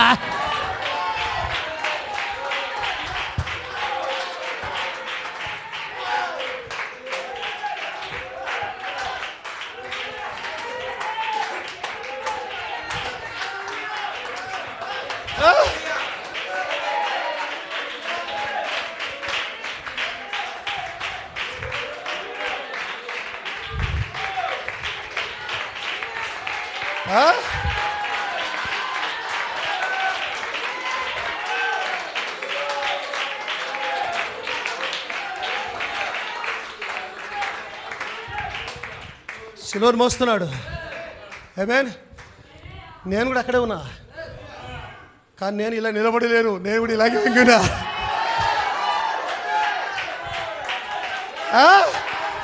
నేను నిలబడి లేను, నేను కూడా ఇలాగే వంగి ఉన్నా. ఎందుకో తెలుసా? నేను ఎక్కడున్నాను తెలుసా? క్రీస్తులో. ఎప్పుడైతే వస్తూ ఉన్నాను నేను, రూతు బయటకు వచ్చి నిలబడింది అక్కడ. రూతు బయటకు వచ్చే టైంలో ఆయన ఇంకా దేవుని మహిమ కలిగిరి కాక, దేవుని స్తోత్రం కలిగిరి కాక. ఏమేన్ హల్లెలూయా. ఏమి గుర్తించావా? ఇది నానా అర్థమైందా నీకు? శిలువ మీద ఏమి కొట్టాడు అర్థమవుతుందా? దేవుని స్తోత్రం కలిగిరి కాక. ఏమేన్ హల్లెలూయా. దేవునికే మహిమ కలిగిరి కాక. మహాటముగా వేడుకకు కనుపరిచాడట. ఎంతమంది అయితే చూస్తూ ఉన్నారో వేడుకకి చూసేటోళ్ళకి అందరికీ కనిపించాడట, చూపించాడట ఆయన. స్తోత్రం కలిగిన కాక. నేను చాలాసార్లు చెప్పాను, సినిమా ఆల్రెడీ షార్ట్ అయింది, ఇప్పుడు ప్లే అవుతుంది కల్వరి కొండ మీద. ఇప్పుడు నేనేమంటాను, జగత్యుత్పత్తి కన్నా ముందే గొర్రెపిల్ల వధించబడింది. ఇది మామూలు గొర్రెపిల్ల కాదు, దేవుని గొర్రెపిల్ల. దేవుని గొర్రెపిల్ల ఎట్లా వధించబడాలి? బలిపీఠం మాది శిలువ మీద వధించబడాలి. అంటే జగత్యుత్పత్తి కన్నా ముందే ఇదంతా జరిగింది ఆల్రెడీ. అక్కడ కల్వరి కొండ మీద ఆల్రెడీ బలి అయ్యాడు ఆయన. వధించాడు, అప్పుడే రక్తం అప్పుడే కార్చాడు. అందుకే మన పాపాలు కూడా అప్పుడే పోయాయి. అందుకే ఎవరిని ఎన్నిక చేశాడో వారిని పిలిచాడు, ఎవరిని పిలిచాడో వారిని నీతిమంతులు చేశాడు, ఎవరిని నీతిమంతులు చేశాడో వారిని మహిమ పరిచాడు ఆయన.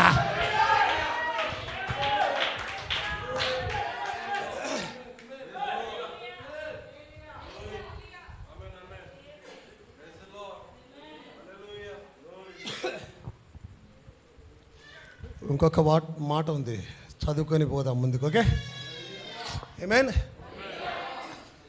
ఎట్లనగా తన ప్రియుని అందు తాను ఉచితముగా మనకు అనుగ్రహించిన తన కృప మహిమకు కీర్తి కలిగినట్లు తన చిత్త ప్రకారమైన దయా సంకల్పము చొప్పున యేసుక్రీస్తు ద్వారా తనకు కుమారులుగా స్వీకరించటకై మనలను ముందుగా తన కోసం నిర్ణయించుకొని మనము తన ఎదుట పరిశుద్ధులమును నిర్దోషులమున ఉండవలనని జగత్తు పునాది వేయబడక ముందే ప్రేమ చేత ఆయన క్రీస్తులో మనలను ఏర్పరచుకొనెను. దేవుని కృప మహాదైశ్వర్యమును బట్టి ఆ ప్రియుని యందు ఆయన రక్తం వలన మనకు విమోచనము అనగా మన అపరాధములకు క్షమాపణ మనకు కలిగి ఉన్నది. కాలము సంపూర్ణమైనప్పుడు జరగవలసిన ఏర్పాటును బట్టి ఆయన తన దయా సంకల్పము చొప్పున తన చిత్తమును గూర్చిన మర్మమును మనకు ఇప్పుడు తెలియజేసి,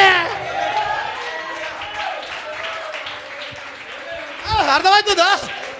ఇప్పుడు మర్మాన్ని తెలియజేసి మనకు సంపూర్ణమైన జ్ఞాన వివేచన కలుగుటకు ఆ కృపను మన ఎడల విస్తరింపజేశాను.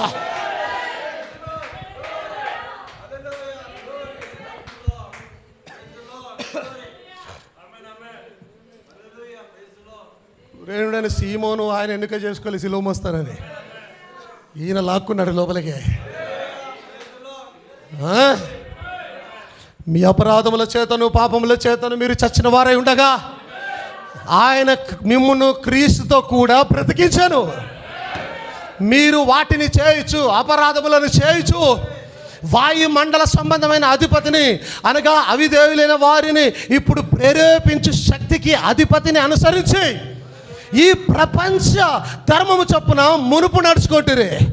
వారితో కలిసి మనమందరమును శరీరం యొక్కయు మనసు యొక్కయు కోరికలు నెరవేర్చుకొనుచు మన శరీరాశలను అనుసరించి మునుపు ప్రవర్తించుచు కడమ వారి వలనే స్వభావ సిద్ధముగా దైవోగ్రతకు పాత్రులమై ఉంటిమే. అయినను దేవుడు కరుణా సంపన్నుడై ఉండి ఘోరమైన పాపములు చేసినప్పుడు, ఘోరమైన దొంగతనములు చేసినప్పుడు, ఘోరమైన దుర్భాషలు ఆడినప్పుడు, ఘోరమైన వ్యభిచారములు చేసినప్పుడు, లోక సంబంధమైన క్రియలలో జీవిస్తూ ఉన్నప్పుడు అయినను దేవుడు కరుణా సంపన్నుడై ఉండి మనము మన అపరాధముల చేత చచ్చిన వారమై ఉండినప్పుడు సైతము మన ఎడల చూపిన తన మహాప్రేమ చేత మనలను క్రీస్తుతో కూడా బ్రతికించి ఉన్నాడు ఆయన. కృప చేత మీరు రక్షించబడి ఉన్నారు. క్రీస్తు యేసునందు ఆయన మనకు చేసిన ఉపకారం ద్వారా అత్యధికమైన తన కృప మహిమదేశ్వరకు రాబోవు యుగములలో కనపరచు నిమిత్తము, రాబో యుగములలో కనపడు నిమిత్తము క్రీస్తు యేసునందు మనలను ఆయనతో కూడా లేపి, క్రీస్తు యేసునందు మనల్ని ఆయనతో కూడా లేపి, క్రీస్తుతో కూడా మనలను లేపి పరలోకమందు ఆయనతో కూర్చుండబెట్టాడు ఆయన.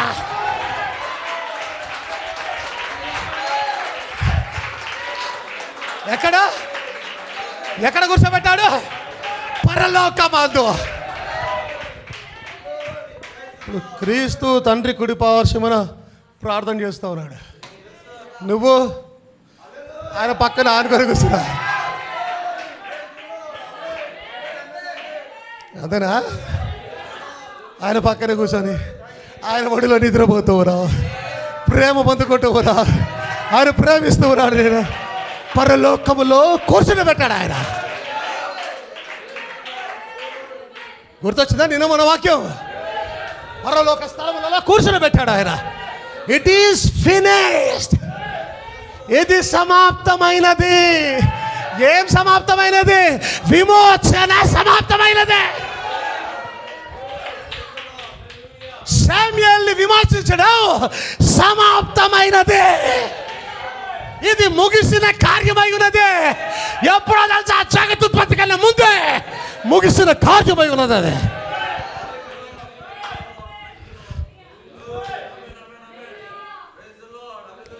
మీరు విశ్వాసము ద్వారా కృపచేతనే రక్షించబడి ఉన్నారు.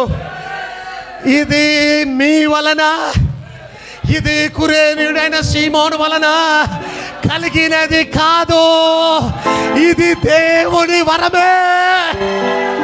అది క్రియల వలన కలిగినది కాదు, నీ మంచి వలన కలిగినది కాదు, నీ నీతి వలన కలిగినది కాదు, నీ గొప్ప కార్యాల వల్ల కలిగినది కాదు, నీ తల్లిదండ్రుల వల్ల కలిగినది కాదు, అది దేవుని వరమే.